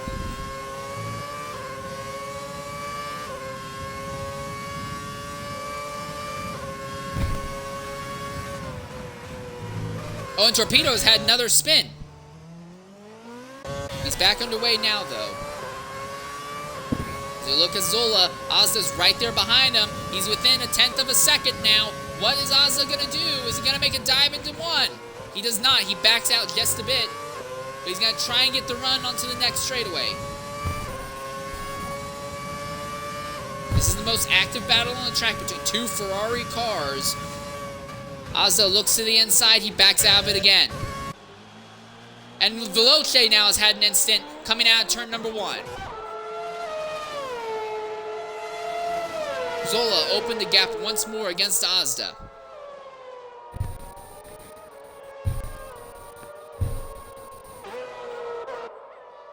And Air Max has closed in on Whippy now, so we may see two McLarens going at for a lead very shortly here. And farther back, Torpedo has caught Veloce now. Whoa! Look at him! He just dive bombed him! And they both go right off the circuit! That was... I don't know if that was intentional or if he was just out of control, but Torpedo with a massive dive bomb speared right into the side of Veloce under braking, and the two of them went way off the circuit. Veloce gets a time penalty for seeing track limits, but the car was out of control. He was off circuit. He was rammed off the circuit.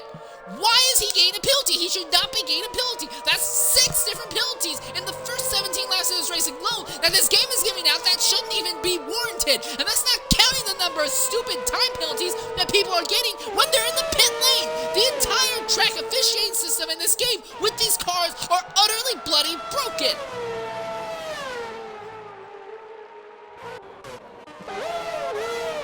Anyways, Ozda is back to trying to work on Zola right now.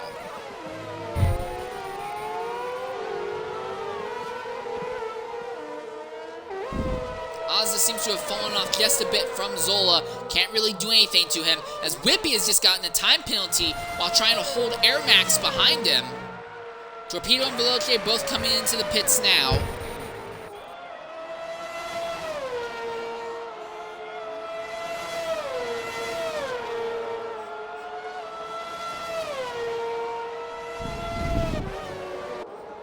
And this is going to get very frustrating for Young Maneuver and XRRL Torpedo, because that is the leaders behind them right now.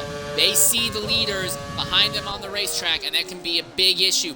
Young Maneuver sees Torpedo ahead. Torpedo twitching, coming out of that second corner, so Young Maneuver might be able to get back by that Ferrari. He's got the speed going down the straight. He's going to look to the inside. Under braking, McLaren versus Ferrari. Who's it going to be? Young Maneuver with the nose ahead for the moment. Oh, and the Ferrari! And that's Torpedo gets sideways and runs right to the side of Young Maneuver now.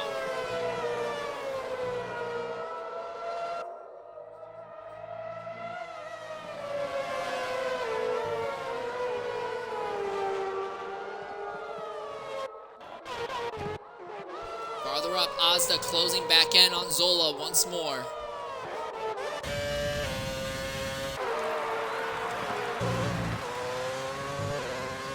Whippy trying to open a gap again on Air Max.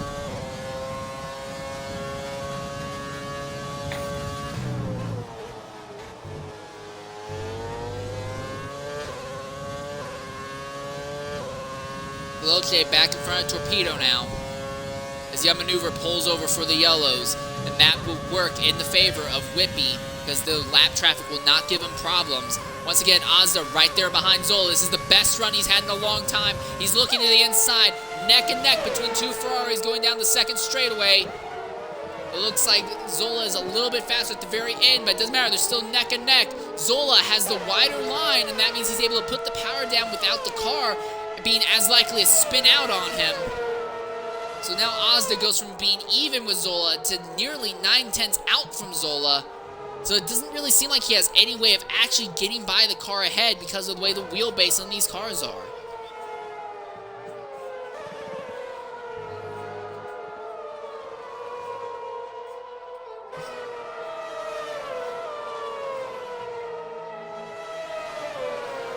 This is the most active battle on the racetrack right now, but someone has just had another incident, and that is that's Raptor, and Raptor has had an incident, and he has on 16 lap tires, and he needs to be very careful, because right now he's facing the wrong way, the field is trying to go by, so he can't really do anything.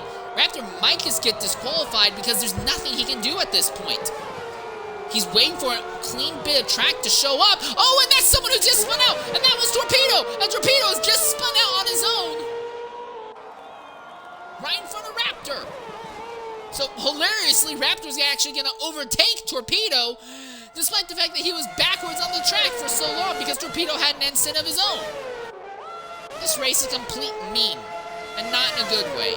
Meanwhile, Azda continuing to put pressure on Zola. And there's another spinner out on the circuit just ahead of these two. I'm trying to see who that is. Oh, that very nearly was Azda as Young Maneuver is pulled over again to let the leaders by.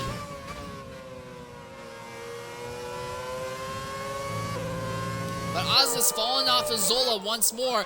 Not really been able to do anything to compensate, as Torpedo now focuses on Raptor ahead of him. This is a battle for 15th, 16th, and Young Maneuver has just gone completely off circuit now, trying to get back going again.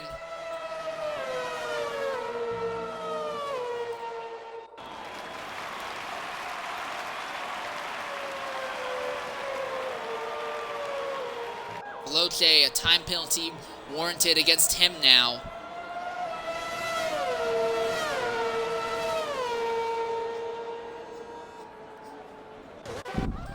As Azda once more is closed in on Zola on the straights. Azda seems to be much better in the first. Oh, and that's a Mercedes. I'm trying to see who that is. Who was that? There was a Mercedes that spun right in the middle of the battle between Azda and Zola, and that was Veloce. So basically everyone outside of the top 11 seems to have no luck whatsoever keeping their cars under control here.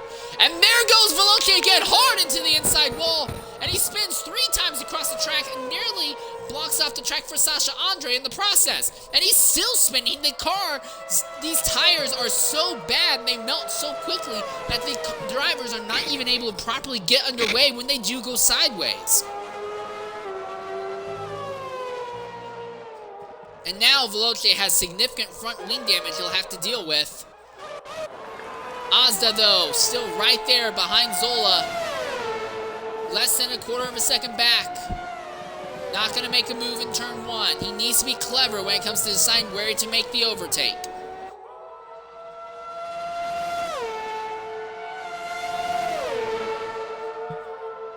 Here we are, Azda, Zola, neck and neck. Going down into turn 2, but again, Zola has the outside line, and that means that he can put the power down with less issue, and he just pulls away from Azda. There's nothing Azda can do to fight back.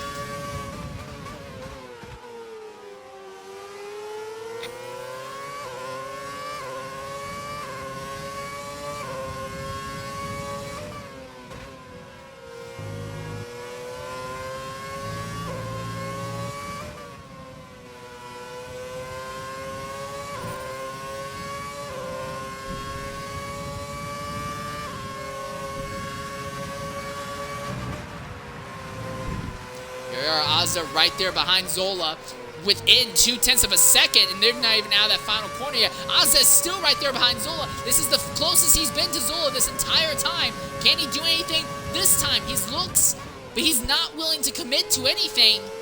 And the only time Azda seems to be outright faster than Zola is going down this long second straightaway here. The problem is, Zola just defends on the outside, and there's nothing Azda can do because Azda has to back out and roll out so much in turn 2 that he can't get by Zola. And there you are, Zola again immediately just puts the power down and just walks Azda with no issue. You can really tell Azda just wants to break as late as he can and try and get down the inside, but he's really struggling here. I feel sorry for him. He's probably really annoyed sitting in that seat. He knows he can't do anything. He's pushing as hard as he can, but there's nothing he can do at the moment. And again, there's no DRS to help. Azda is significantly faster than Zola, 100% off of driver ability and skill right now. But because of the way these cars are and because of the way the tires are, he just has no way to get ahead of the car in front. Look at that! Zola made a mistake, and there goes Azda! Zola bounced a little bit going into the last corner, and Azda got a chance. Now Zola doesn't care about Azda. He's going to shoot up on the inside. They both run a little bit wide. And Zola is already back ahead, so Zola has the pelotas that Azda doesn't seem to want to utilize, and despite making a massive instant, he's already back ahead of Azda in a third of a lap.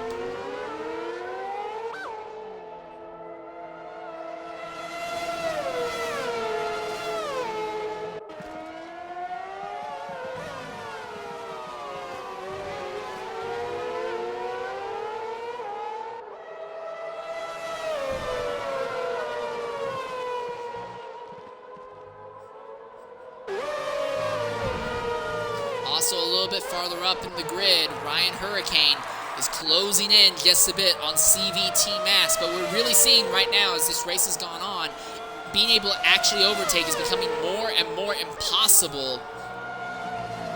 Drivers just will catch the ones ahead, but aren't really able to stick and commit to any serious overtake unless they make a crazy dive bomb at the end of the first or second straightaways. Those seem to be the only two serious overtaking zones. You might be able to make something happen at the end of the third straightaway, but even then you have to be picture perfect to not slam into the side of the car you're running with. Azda, once again, right there, less than 2/10 behind Zola, but not able to do anything. And here's the worst part, Sasha Andre is faster than both of them. Zola has been holding up Azda for so long that Azda, forget fighting for 6, he might get knocked down to 8th if Sasha Andre can make things happen here.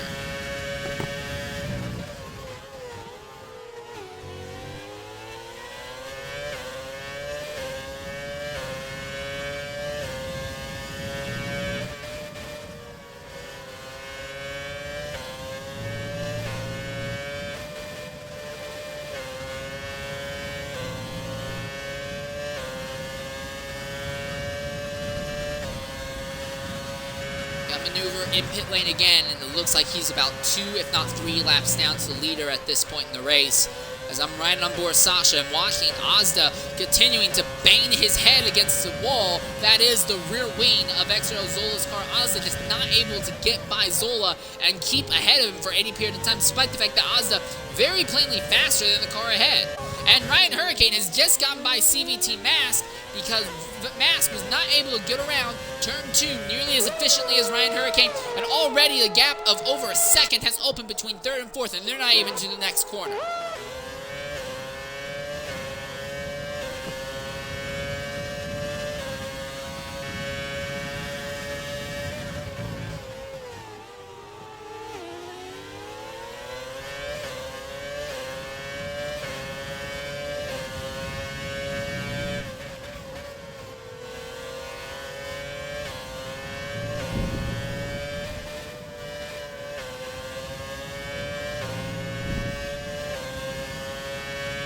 Azda trying to make something happen to Zola. He's closing in again on the straight. And that's not even a very significant straight, but Azda still closes in on Zola. Azda right there underneath Zola. But again, what is Azda going to be able to do? He's looking, he's thinking of maybe making a dive, going into turn 1, but he's not willing to commit to it. Azda gets a time penalty, just trying to stay out of the aero wake and out of the rear tires from Zola alone. And now Sasha is right there. Can Sasha do anything in this battle?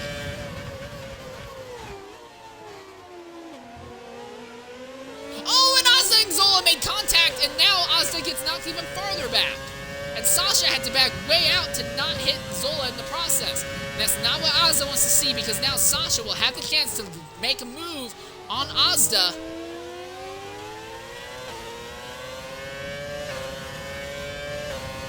That's Young Maneuver, who's off circuit again.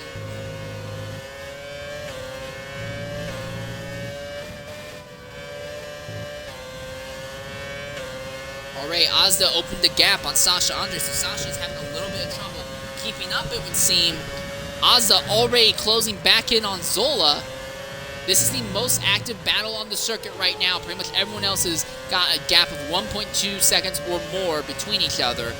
And then Young Maneuver has been having a lot of spins on his own, but nothing to really impact the race itself.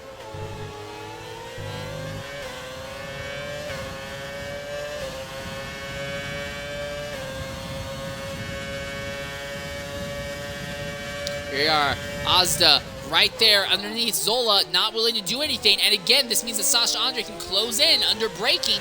So now all three of them are right on top of each other again.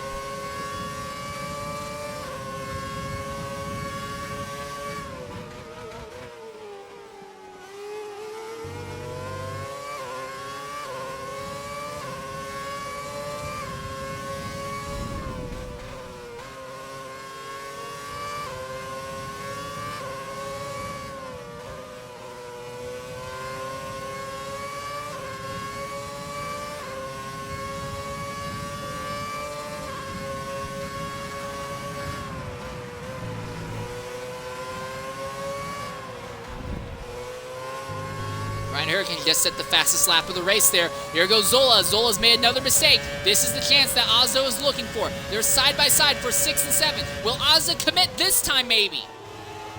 He's not. Here comes Sasha. Sasha's gotten by Ozzy on the outside. Now he's looking on the outside of Zola. That's not what Zola wants to see. They're going to be nearly 3 wide coming into turn 2. They are 3 wide coming into turn 2. Who's going to get the advantage this time? And the answer is still going to be Zola. Zola, nothing can beat Zola. Zola is way fast, way slower than these 2 cars, but he just has a better control of the track in the apex of the corner, and that's what's letting him keep ahead of Sasha and Ozda. Farther back, Dave Ewart has closed in on Ledger. Going into the braking zone, Dave does not commit to a move yet though, but he's there, he's looking for something. Having a little bit of trouble putting the power down though.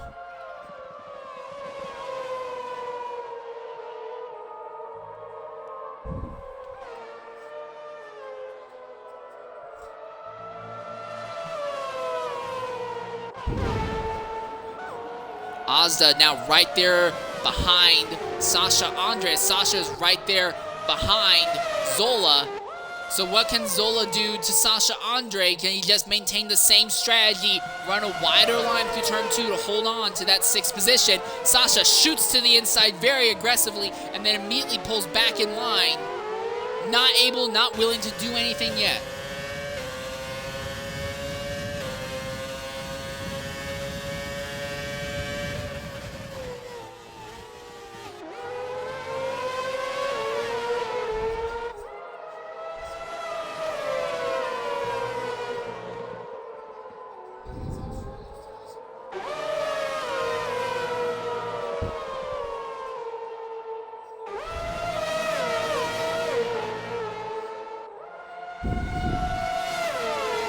Maneuver now has another time penalty for track violations. He is now falling 2 laps behind Veloce alone. So Young Maneuver's race is completely self-destructed. Here's Ozda, here's Sasha. Sasha looking to do something. He's weaving across the track to try and find a way by Zola. But again, Zola has control of the racetrack at the most key part, the apex of the corners. Now Sasha has a lot more speed going down the straightaway this time. He has the inside. The thing is, Ozda's tried this move time and time again, and it doesn't matter because Sasha has the preferred lane of choice coming out of that second corner, so he rockets out of that last corner like nothing. Sasha's not letting him get away. Sasha might try another dive bomb at the end of this straightaway. He's just close enough he could consider it. But he can't. He can't do it. You can see the Red Bull is skittish under braking. So Zola, an absolute impossible object to overtake, it would appear. And Young Maneuver completely off circuit again. But meanwhile, as we turn our focus back to the battles through 6, 7, 8, Sasha now alongside Zola. This is not a traditional overtaking spot. He's trying to pressure Zola into making a mistake so he doesn't have to worry about him. Zola's not falling for it though. Sasha significantly faster than Zola on the straights, but Zola, there's nothing that can be done. You can't overtake with these cars, it would appear, because all it takes is a driver ahead to have control. Oh, yeah, Maneuver very nearly gets run over by these guys, but all you need to do is just have control of the exit of the corner or the apex, and you can automatically stay ahead on the track. The only way Sasha was able to get by Ozda was because Ozda had his line compromised by Zola going through turn 1.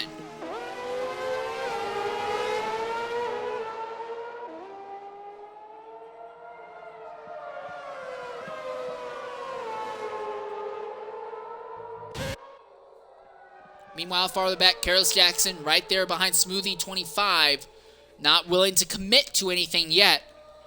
Veloce has also gone a lap down compared to Torpedo.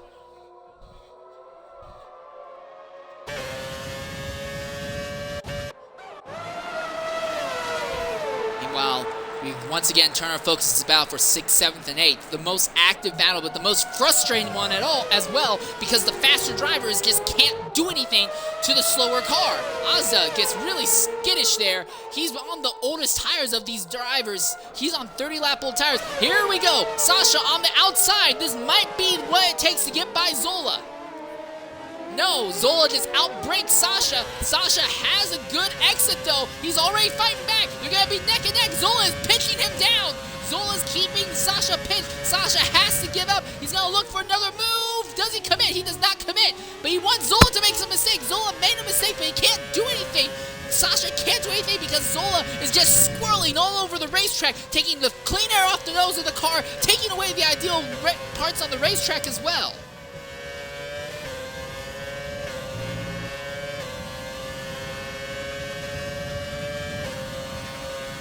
We are. Sasha finally has gotten his nose ahead of Zola. There's neck and neck. This might have been the move that they were looking for. For Azza, this could be perfect. He might finally be able to get by Zola if Zola makes a dive bomb on Sasha and can't make it stick. Young Maneuver has DNF'd from the event in the pits. CVT Mask has made his stop as the first stop with the leaders. Will Zola do anything back to Sasha?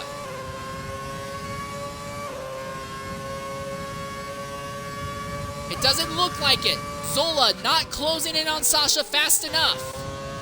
We've had two different spinners, and that's Veloce who has spun and Torpedo who have both spun as well.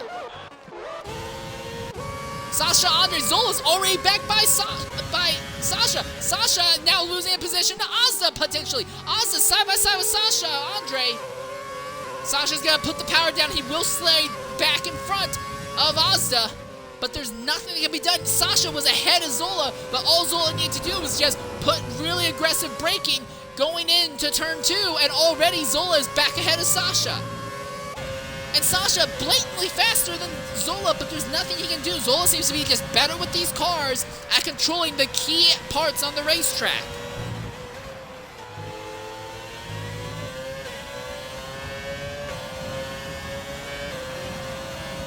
Here we are, Sasha right there behind once more.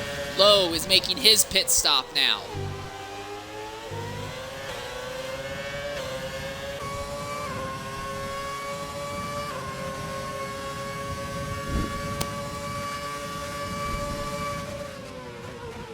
Sasha cannot find a way to stay ahead of Zola. He needs Zola to make a mistake, and every time though Zola has made a mistake, it doesn't matter because right afterwards Zola puts down an amazing overtake. There's definitely an issue with the fact that the track does not enable very good overtaking, but also you have to give credit to Zola being able to make this work as his tires continue to cook out there. Zola is on the second oldest set of tires on the entire grid right now.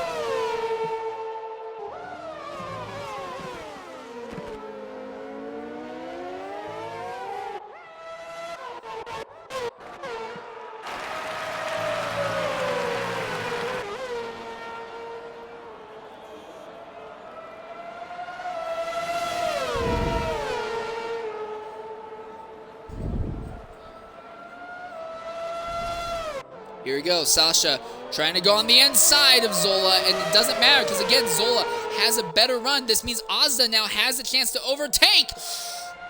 Lap down Mercedes, hard into the wall behind.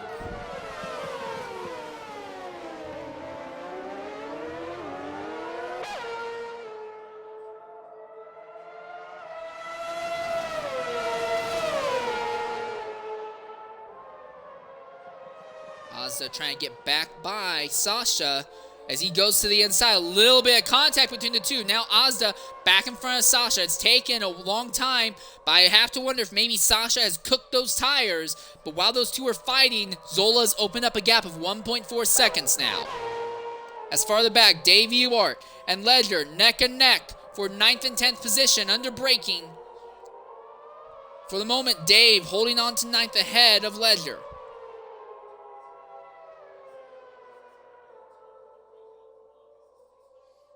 And Zola coming into the pits now.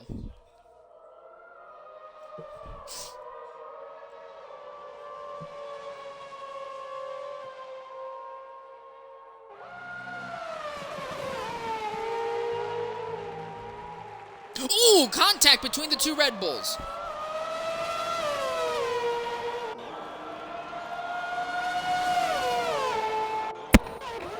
Farther up, Sasha working on Ozda once more, going down this straightaway.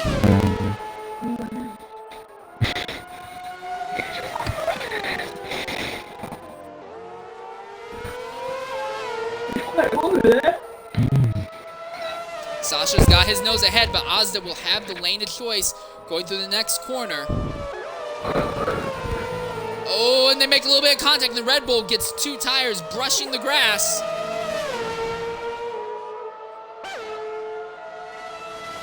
Both these drivers significantly faster than Zola, but with all the time they're going to be losing fighting between each other on track, Zola might still end up ahead of them once they do pit. Ozda, another time penalty for track violations.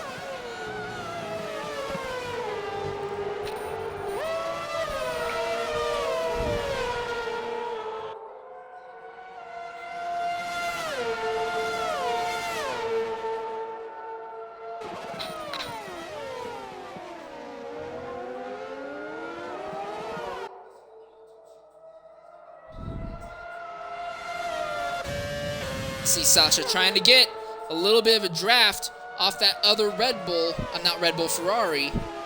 Didn't work quite as well as he anticipated, but it looks like Sasha is now gapping Ozda just a bit, and this battle has pretty much come to a close.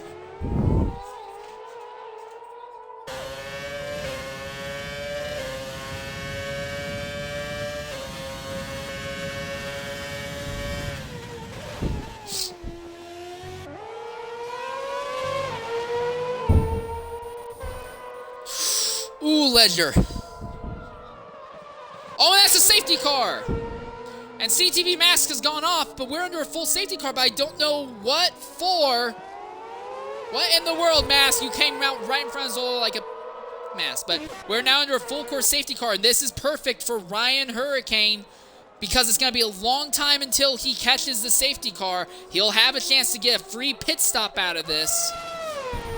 Sasha Andre can get a free pit stop out of this.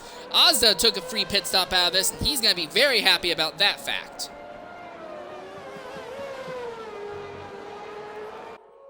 So another safety car.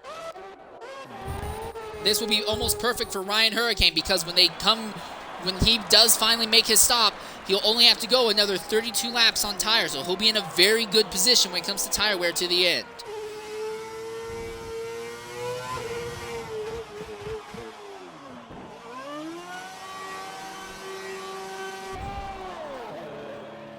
There's your leader coming in. So Whippy will inherit the race lead now. And Air Max will follow suit.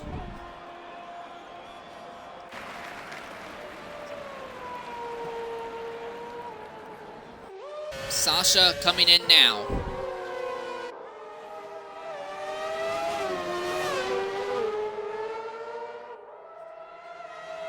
Ozda, by making his pit stop just a little bit earlier, will be in a great position. He is going to be ahead of Zola, even if only by a bit, and he will be well ahead of everyone else. The big problem, though, is going to be where he's going to be compared to Sasha. Sasha already coming down pit lane. Here comes Ozda now through the braking zone, through the final corner, and he is ahead. So Ozda back ahead of Sasha Andre now.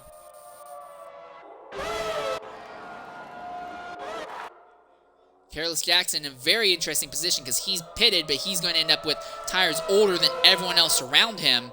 And then Raptor, 36 lap worn tires. There's a McLaren that seems to be having an issue. That's Veloce who seemed to have an issue going down the straight there. Again, Veloce 4 laps down compared to Torpedo, and then Torpedo is another lap down compared to the leader himself. So, yeah, Veloce has damage to that car right now.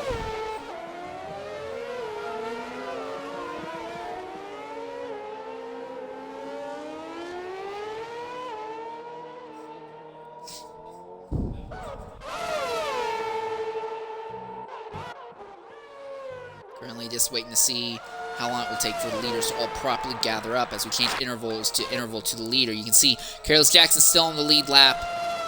As you see, Smoothie is still on the lead lap, and Ledger still on the lead lap. Raptor is a lap down, though, as is Torpedo, who's 2 laps down. Veloce, 6 laps down right now. Not looking good for those 3 drivers. So we are under an extended extended full course safety car. We'll be waiting a long time for the field to properly get back up together.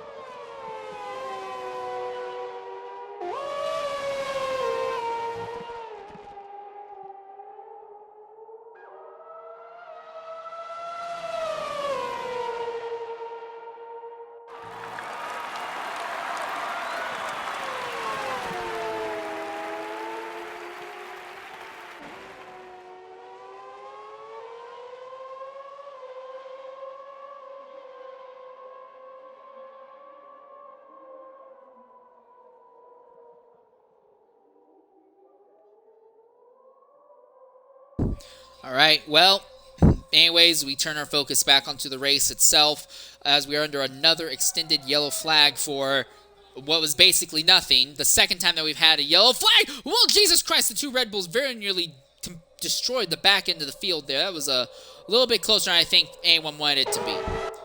But now the field is pretty much all gathered up. There is still Veloce, who is well off the back of the field, but I think he's basically independent of the rest of the grid right now, and he might actually be coming in to retire from the race at this point. 6 laps down, there's not much that can be done. And there's the word safety car will be coming in this lap, so we will be going green coming on to lap 43 here. As for Veloce, they finally replacing the front wing and getting it underway for him.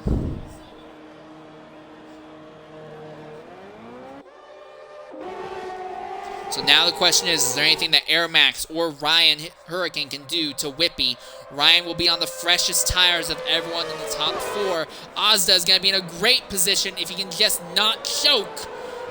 He's had a history of choking on these late race restarts, but if he can avoid that, he will be in a great position for the lead now. And immediately, Whippy runs away from the rest of the grid. There's nothing that anyone can do. Ryan Hurricane is right there behind Air Max, though. Sasha's right there underneath Ozda. Careless Jackson, Dave Ewart. Oh, Dave Ewart's into the dirt. He's going to hemorrhage a bunch of positions. And there's another McLaren in the dirt, and that's Raptor. But Air Max and Ryan Hurricane in a very, very spirited fight for the second position now.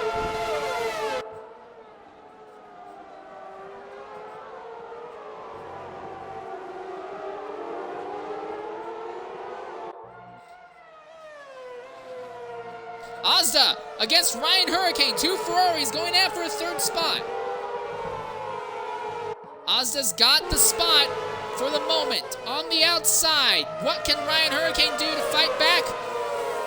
He's got a little bit more momentum coming onto this straightaway. Neck and neck on a section of the track you typically don't want to be side by side at. Sasha Andre ready to capitalize if either of these two make a mistake, and Ozda has the position for the moment.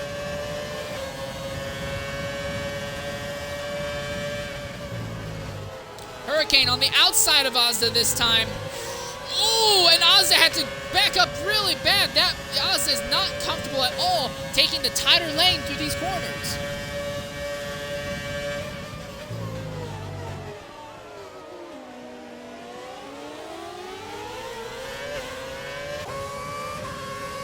Ozda back in front of Hurricane at the end of the second corner. Now Hurricane fighting back on the exit. Going through turn 3 now. Ozda inside line, a little bit of contact. Hurricane has the wider line. The wider line seems to be a little bit of a great defense against Ozda's abilities here.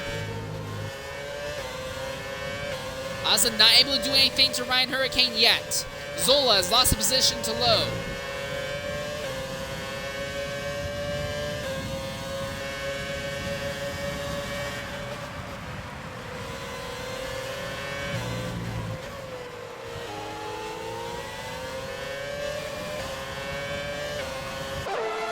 Sasha seems to have fallen off the battle right now, and I think Ozda and Hurricane aren't really in a position to do much.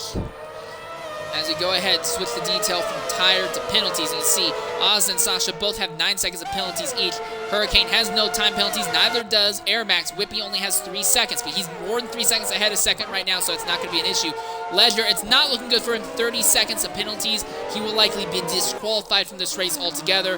Veloce, 28 seconds as well. He will likely be disqualified as well, as Veloce has had an accident apparently coming into the pit lane. And we are under a virtual safety car now. Even though I didn't see anything.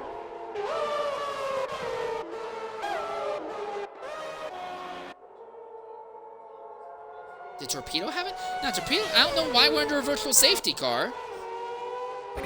That is very strange. Yeah, this is the 3rd different safety car we've had for what's a minor incident or basically no incident whatsoever.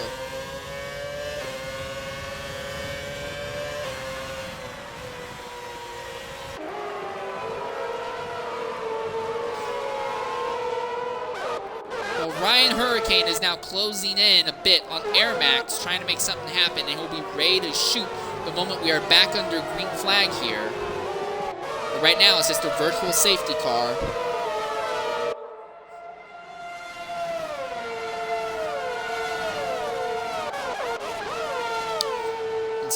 Oh, and Ledger has just had an incident. The moment they went green, Ledger immediately spun out and crashed into the inside wall.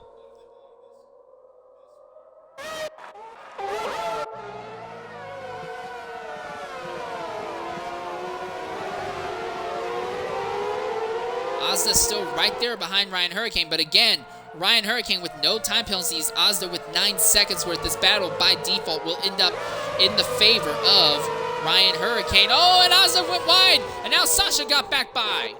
Oh, and someone just went way off. That CTV Max had a humongous accident against the outside wall. And somehow that car is going, despite the fact they had to hit that wall at least 200 Ks.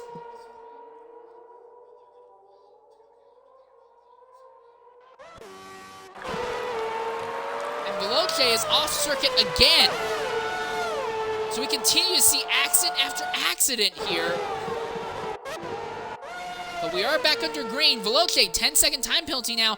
So now Veloce, 38 seconds of time penalty. So both Ledger and Veloce are going to get suspended, I imagine, from the race. And there's another car that's stopped on their track right in front of the leaders. Who is that? That was Raptor, who was sideways on the circuit right in front of the race leader. Veloce has now been retired from the session as Raptor is forced to pull over and let the entire field go by.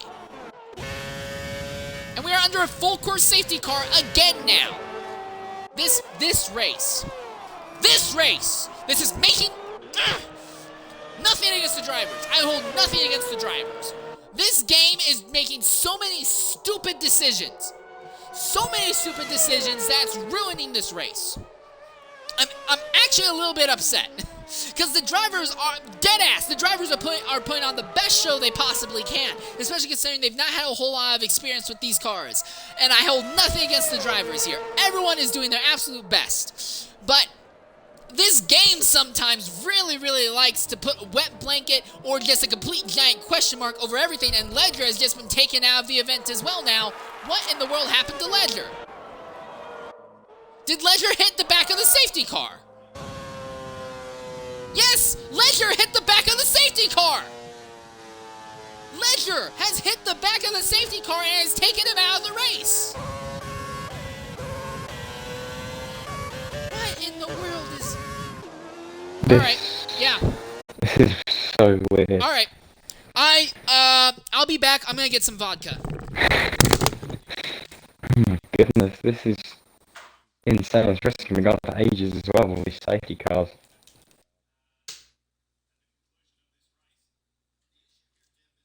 Ah, it tastes like nail polish.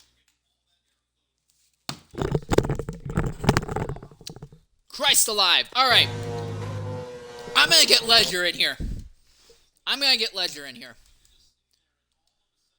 Ugh.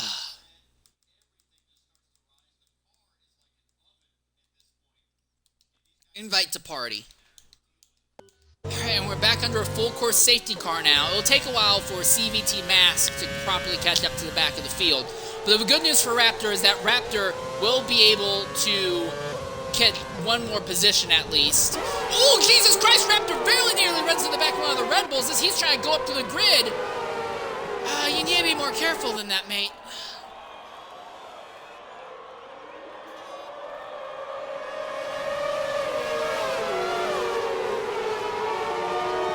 Gonna try once again to get Ledger in here.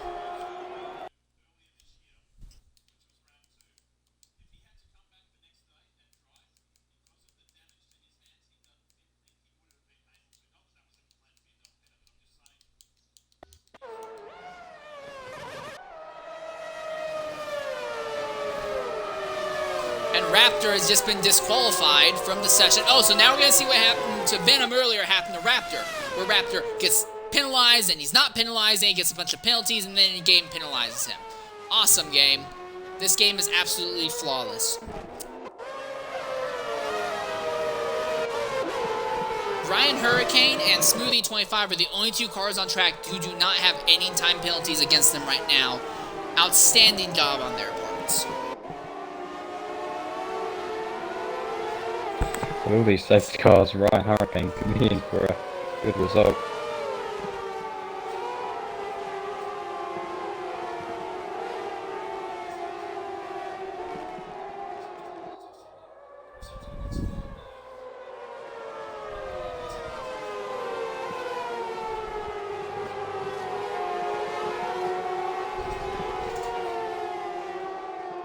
Alright, well, we'll be coming to the green flag this time, though.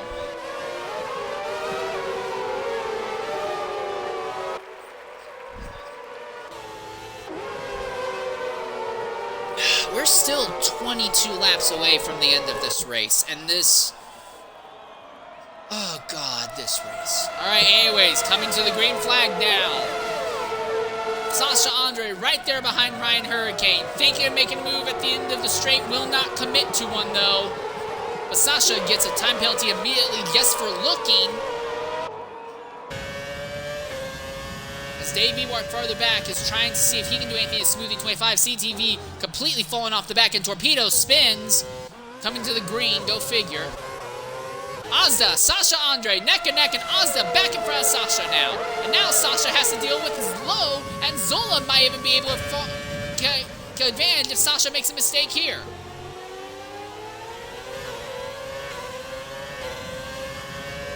Sasha, Zola, Sasha and Lowe neck and neck. Two Red Bulls going at it, but it looks like Lowe is going to take the position from Sasha. Sasha puts the nose of his Red Bull right beneath the rear wing of the one ahead, but not able to do anything.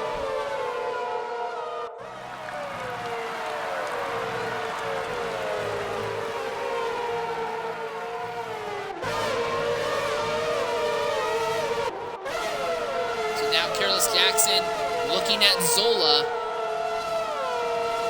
We've seen a long time today that overtaking and staying ahead of Zola seems to be borderline impossible. So I wish Careless Jackson good luck at that. Meanwhile, Ryan Hurricane closing in once more on Air Max for second in the race position. Oh, Whippy really sideways. He very nearly spun that Mercedes out, putting the power down out of turn 2. Lowe has just gotten by Azda going through turn 2 also.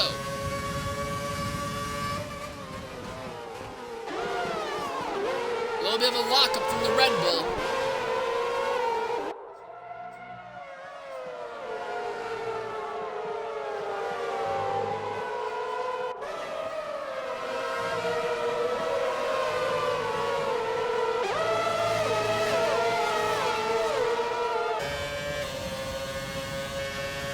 Sasha once more closing in behind Ozda.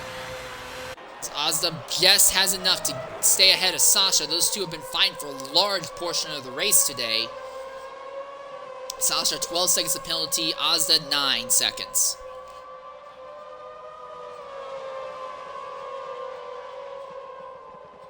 But at the front, Ryan Hurricane, Air Max, Whippy, all on top of each other. Again, there is no DRS. Every overtake, everything you see here is 100% off of driver ability or capitalizing on a mistake from the driver ahead, which seems to be the bigger thing here. A lot of this race has just been avoiding and capitalizing on the mistakes of the drivers ahead.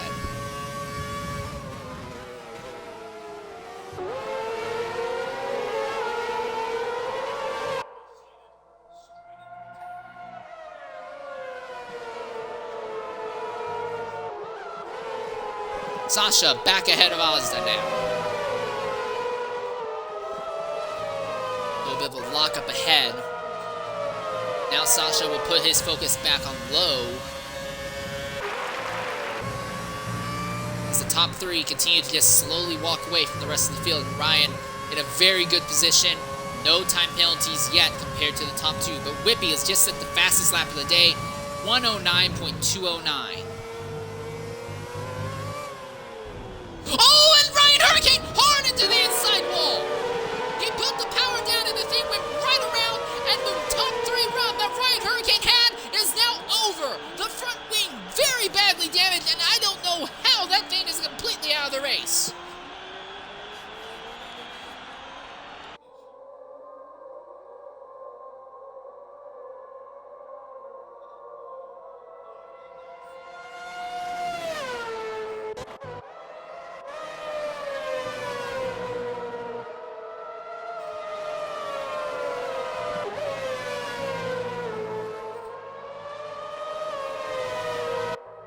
So now, Air Max and Whippy in a battle of their own.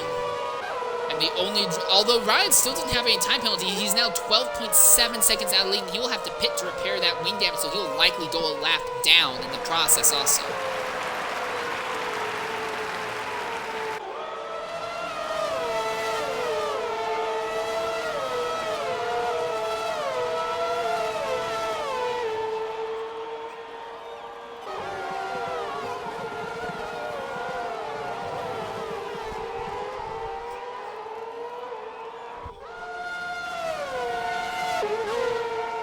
Sasha, once again, looking against Ozda. He goes to the inside around turn 2. Just a little bit of contact between the two of them. They're neck and neck going down the straightaway. But Ozda a little bit faster. Now, Sasha got the draft off the Ferrari. He's looking to the inside. Neck and neck going into turn 3 now.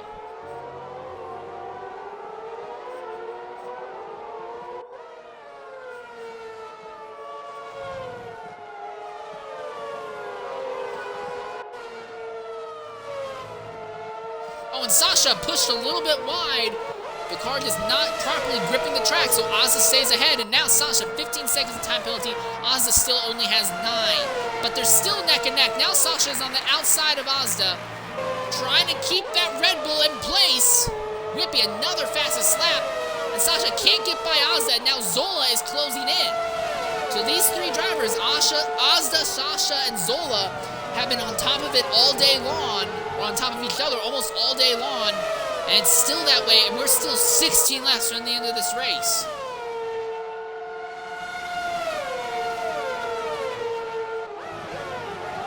Sasha once again. Now he's on the outside of Ozda. Ozda's been a little bit weaker on the inside line. Here comes Zola. Zola's coming down. He wants to make it 3 wide. There's not room. Ozda has the nose ahead. He's going to have the inside line. Here comes Zola. He's making it 3 wide. They're going to be 3 wide coming to the braking zone. And who's it going to be? There's contact. And all 3 of them make contact. And Kyrus Jackson is now up into it. Ozda has been knocked out of the battle. And Zola has conveniently ended up ahead of them all. Now Sasha's going to go back for it. Ozda makes a dive bomb ahead. Now Ozda makes a dive bomb on Zola. Zola can't do anything. Kyrus Jackson is going to fall back behind him. Zola loses the positions back. Sasha Andre is back ahead of Ozda. Now Ozda has to deal with Zola once more. And Zola sails by Ozda without issue. Ozda on the outside trying to make something happen.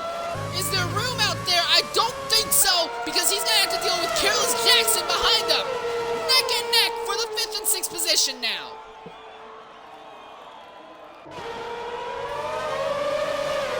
They're still side by side between the Ferraris, and the Red Bull is there. The Red Bull wants to make it 3 wide. The Red Bull is literally pushing with his car the Ferrari ahead, and there is another trio of Red Bulls who are closing in on this battle. Zola and Ozda have compromised each other's lines so badly that there is now a 7-car pack fighting for these positions. Ozda right there behind Careless Jackson. He is fighting angry and mad right now. Smoothie 25 is there. He's ready to capitalize as well.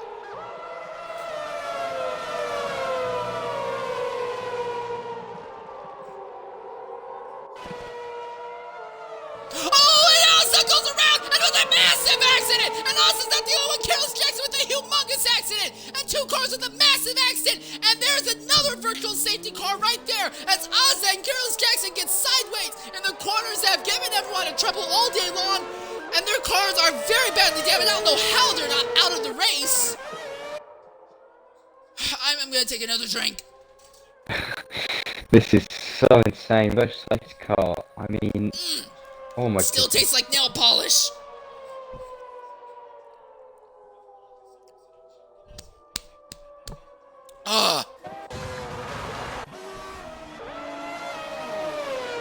Ryan Hurricane coming into the pits as well.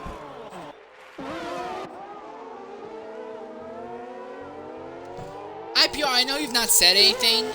Have you been seeing this ridiculousness? I can't believe what's been going on. This race. I've never seen an XRL race like this before. And it's nothing to... yeah, there are some silly driver mistakes that have happened, but that happens all the time. There is so much bizarro stuff that's happened thus far, and... Yeah, it is. It's crazy. I mean, it's been going on for a while. There's still action going on, to be fair, but the game's been a bit funny. I think the classic course as well. It's just made it even weirder. But I've never had a race this different. You know, everything that could have happened has happened. Yeah, this. Meanwhile, Davey Ward has caught Smoothie 25, but Smoothie doesn't have time penalties. Davey Ward does, so that bit right now is in his favor. And there goes Davey Ward. I see sideways coming out of the corner, so that doesn't even matter. Ryan Hurricane has Ozda ahead of him. 2 of the best Ferraris on the track being knocked out. And there's another car off of the circuit. Who is that? That's Torpedo and another Ferrari who has spun out. It's been a bad day for Ferrari. Everyone in the Ferrari seems to be relatively fast, but they always seem to get caught up in bull crap. So,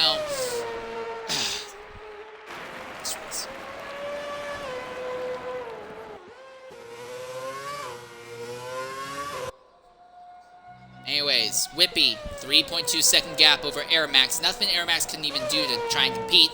And then Low in third has 9 seconds of penalty. He's not going to compete against Airmax, even if he was right on his rear bumper. Sasha has 15 seconds of penalties. That's the most of everyone who's on the lead lap right now. He needs to try and outrun Zola and Smoothie 25. Zola has 9 seconds of penalties. Smoothie 25 has 6.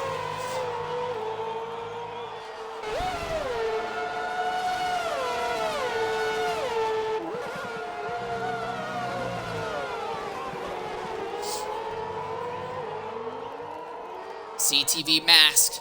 8 seconds of time penalty. He's trying to stay ahead of Davey Ward right now.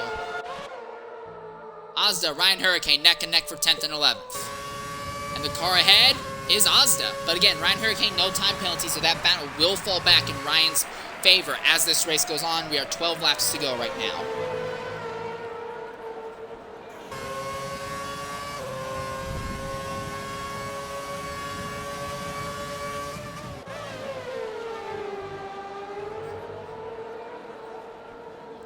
Ryan Hurricane just got his first time penalty of the day. Trying to push against Ozda.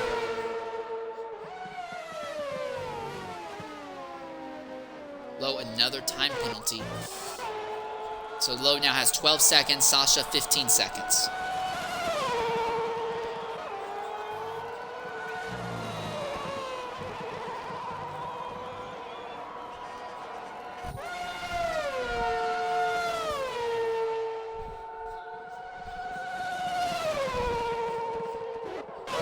most of the battles have basically evaporated, except for CVT Mask continuing to try and do something to Smoothie 25. Fearless Jackson, time penalty, track violations. CTV Max shoots by, under braking, but now Smoothie 25 is going to do the crossover. He's got a little bit better line coming onto the straight. They're neck and neck for 6th position, and there's Dave Ewart right behind, ready to capitalize if one of them make a mistake. Going into the corner, they make contact. CTV gets pushed wide. Here comes Dave Ewart, but he can't. The car doesn't grip up.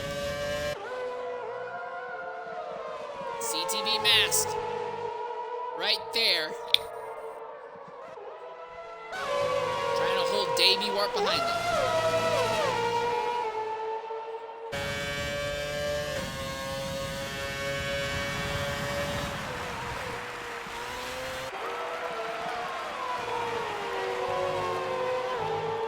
And there you are. Mask, another time penalty. So now this battle continues to go in Dave's favor because Dave now only has 6 seconds of penalties compared to Mask's. Ooh, and you can see CTV Mask getting really, really squirrely coming out of the corners also.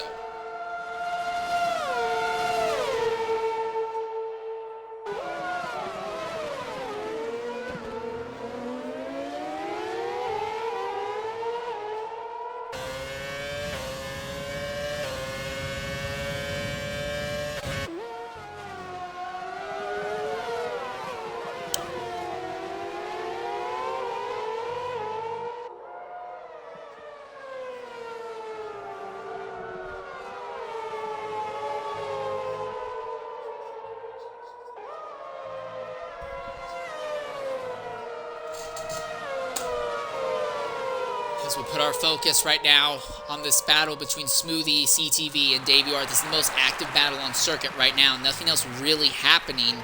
Although, I guess it is worth knowing that we have had... excuse me, I'm sorry about that. Ozza, who has come into the pits. And also Torpedo, I believe it is, has just come back out onto the circuit as well. Not Torpedo, who was that? I saw someone else come out of the pits, but regardless. This race, I won't lie, this race is burning me out. I do races this long, like about this long, almost all the time for XRL, but this race has burned me out because there's been so much crap going on, and not in a good way.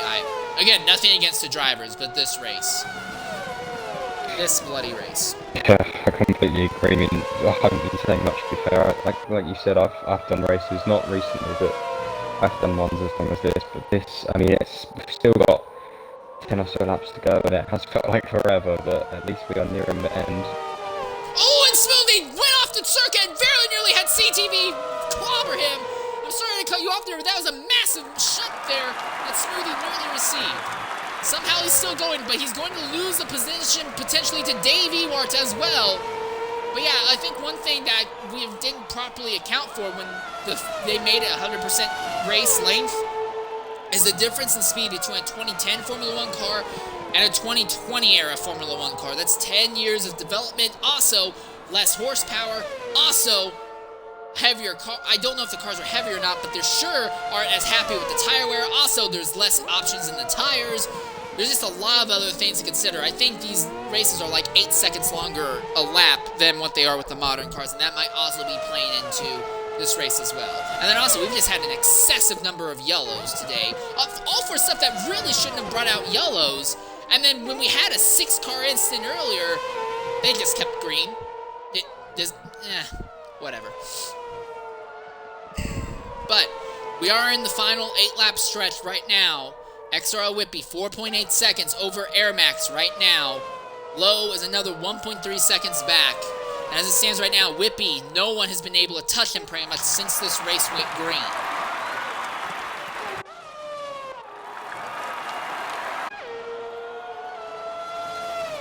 Ozza has fallen a lap down. Ryan Hurricane might be at risk of falling a lap down as well if this continues. When it comes to interval, well, no, Ryan's not too close to falling a lap down, but...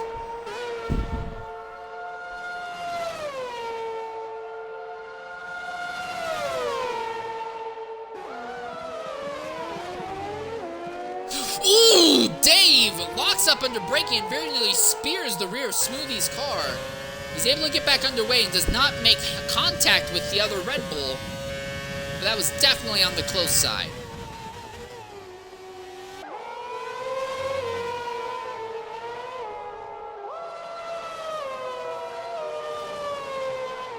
Dave Ewart just struggling to keep control of that car at this point in the race, it would appear. And then also, I want to point out Carlos Jackson running 9th. His tires have 29 laps on them, so... crazy. Just... all the battles on the track at this point have basically evaporated. Everyone has 1.5 seconds or more between each other. Lowe is trying to close in on Air Max, and although he's a little bit faster on the straights and the corners, it seems that Air Max is faster. And that battle hasn't really closed in at all.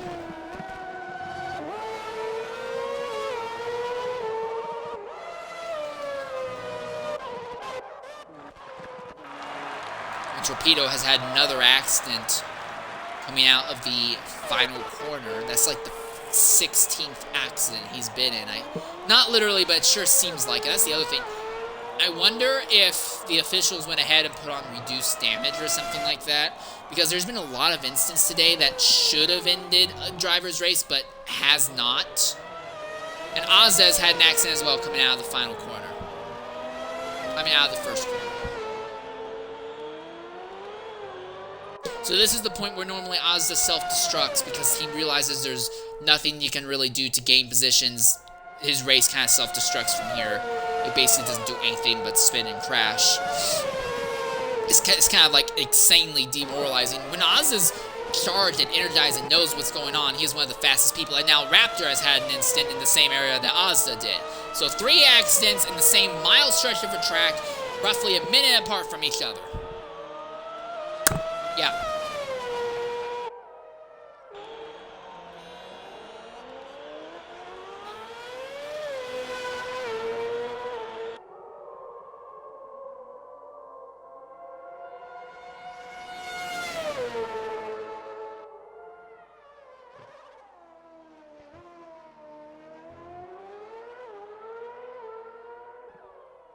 Torpedo, a time penalty.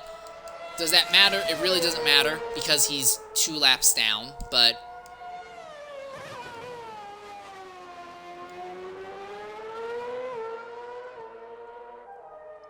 credit to Ryan Hurricane. He's actually closed the gap very slowly, just a bit on Carlos Jackson, but with about 5 laps left in the race, it's not really going to mean anything for him, but it's still a nice thing to consider. Smoothie25 is still looking to come out here in a decent position because he still has no time penalties. And the drivers ahead of him have 11 and 9 seconds of time penalties respectively, so Smoothie can probably get 6, and if he's lucky, he might even get 5th before this race is over. So this could end up being a very interesting race, to say the least. Raptor has had another spin out. Torpedo is now only 30 seconds out from Raptor, so there is an outside chance that Torpedo might be able to try and close in on Raptor and get 12th, despite the fact that they're both 2 laps down. So, yeah, this could be hilarious. Torpedo is running slow because he has to let drivers through, so never mind. So he's going to lose all that ground that he was gaining against Raptor, so never mind, I take that back. Sasha, fastest lap of the day, 107.958, and Sasha has worked his way up into 4th in today's race. So good job on his part. Also, Sasha has actually closed in on Lowe just a bit, and Lowe is closing in on Air Max. But the thing is, all these drivers have so many time penalties that even if they overtake each other on track, it won't actually change the order. The order they're in right now will likely be the order they finish the race in, because it's 6 seconds difference in Lowe's favor between Lowe and Sasha, and then 9 seconds of difference between Air Max and Lowe, all in Air Max's favor when it comes to time penalties.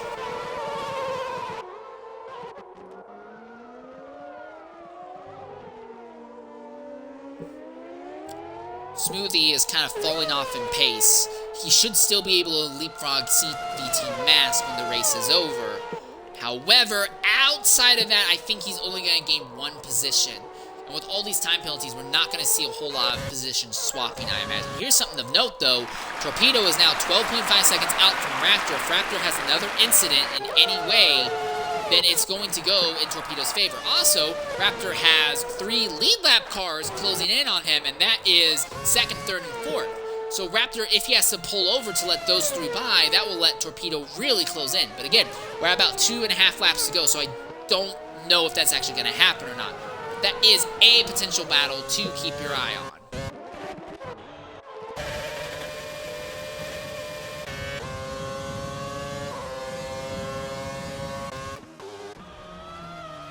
Ozda, another spin out of turn 1.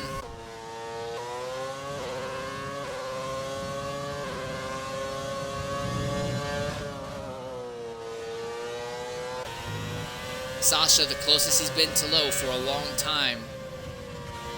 Trying to at least get the position made on track.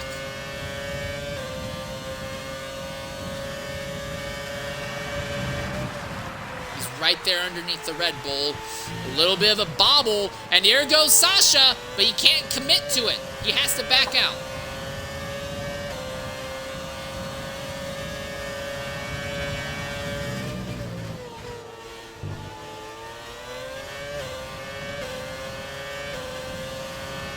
The race is on.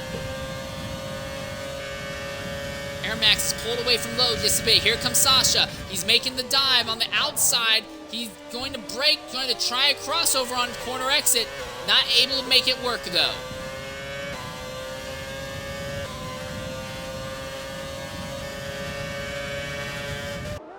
The battle looks to be in the favor of low.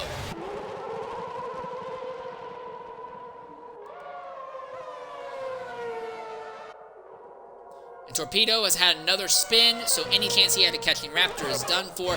And Dave Ewart has just muscled by Smoothie.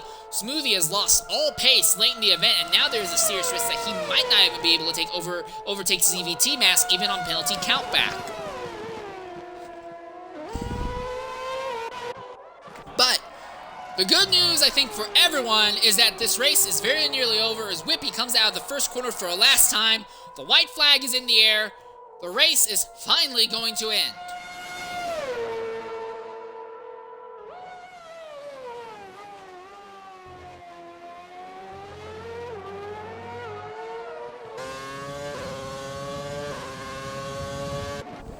Low right there behind Air Max, but not able to do anything to him. And even if he could get ahead of Air Max, the time penalty difference would mean that it would still go to Air Max's favor for that position.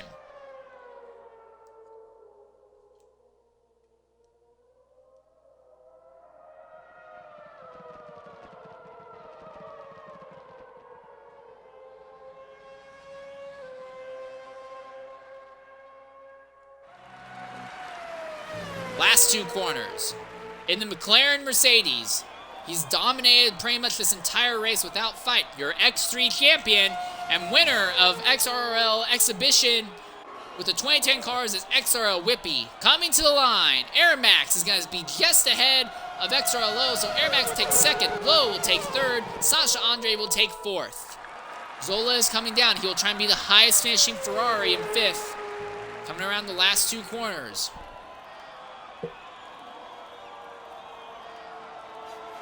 Coming to the line. And yes, he takes 5th. Here comes CVT Max now. He'll come by and will take 6th. Dave Ewart will take 7th, but will immediately lose that to Smoothie 25. And yes, Smoothie 25 will overtake CVT Max. Here comes Careless Jackson. He will come by and take 9th. And Ryan Hurricane will be coming down to take the 10th position, and that will be the end of the race.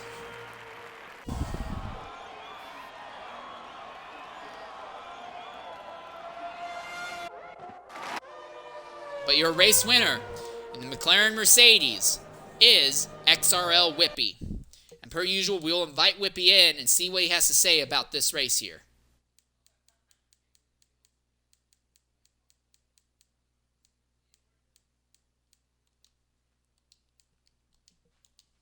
Congratulations to his victory.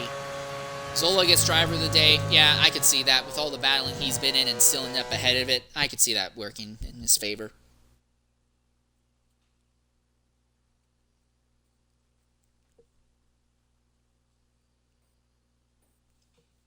All right, and And coming into the party right now is XRL Whippy. Whippy, please give us some of those excited Whippy noises. Congratulations on a strong victory here. That was not what I expected, to be honest. The setup just felt perfect. It was just amazing. So. Sasha made me sweat with the trading fastest laps in the last 15 laps or whatever it was. Well, in the end, the fastest lap of the race ended up going in your favor, I believe. Actually, Sasha got it. Nope, it was 900. Sasha's actually. Yep, it was Sasha. So yeah, Sasha still got you there, I guess. But good job on your part bringing that home. Yeah, it became much easier once Ryan spun out. I think was the only one I was really worried about since he didn't have any penalties at that point. Or shall we end up with something? Yeah, he spun out and then ended up with one penalty while trying to fight with Ozda in the back of the field. So Yeah, I figured out pretty quickly that I could pull away from Max. So at safety car, I was just betting on him holding Ryan behind. So that way I could pull a gap between me and Ryan. Well, that gave me the win. My first ever race in XRRL. well, congratulations. Hopefully we'll get to see a little bit more in XRRL. And don't worry, normally an XRRL race is not nearly this chaotic or ridiculous. Yeah, it seemed pretty weird. A lot of yellow flags. Also, I do want to say this. You might find this appreciative. Countryman Marcus Ericsson has taken home his first win in the IndyCar Series while you were out there on track. Oh, so did he now? Yep, so hopefully that's something you can be happy about Well, as well. I'm opening my phone now and already seeing 15 news alerts on it. So, yeah, that's happy. Happy reaping notice for that. Alright, well anyways, congratulations Whippy on your win here. And someone else better do the exhibition race broadcast tomorrow because I am going to lay myself out drinking. This race was ridiculous. Right, yeah. But anyways, congratulations on that victory regardless. Have a good one. But anyways, that will pretty much lead us to wrap up this broadcast for today's race. IPR, are you still there with us? Yep, I am just about awake and here. Yeah. Well, IPR, into the race. A very weird one, to say the least, but has come to a close, finally. And let's agree to not do that ever again. Yeah, that was very long. Quite painful at some Pecco. points, but we've got through it. Pain Pecco. Anyways, I'm not even going to do exit music or anything like that. I am just exhausted and burnt out, and I cannot wait for next week when we get to normal XRL racing. But I've been SaneLeader13. I've been joined by IPR56. If you're going to be drinking after this race, make sure to drink a lot of water alongside of it, just so you're not completely dehydrated in the morning. Farewell and peace.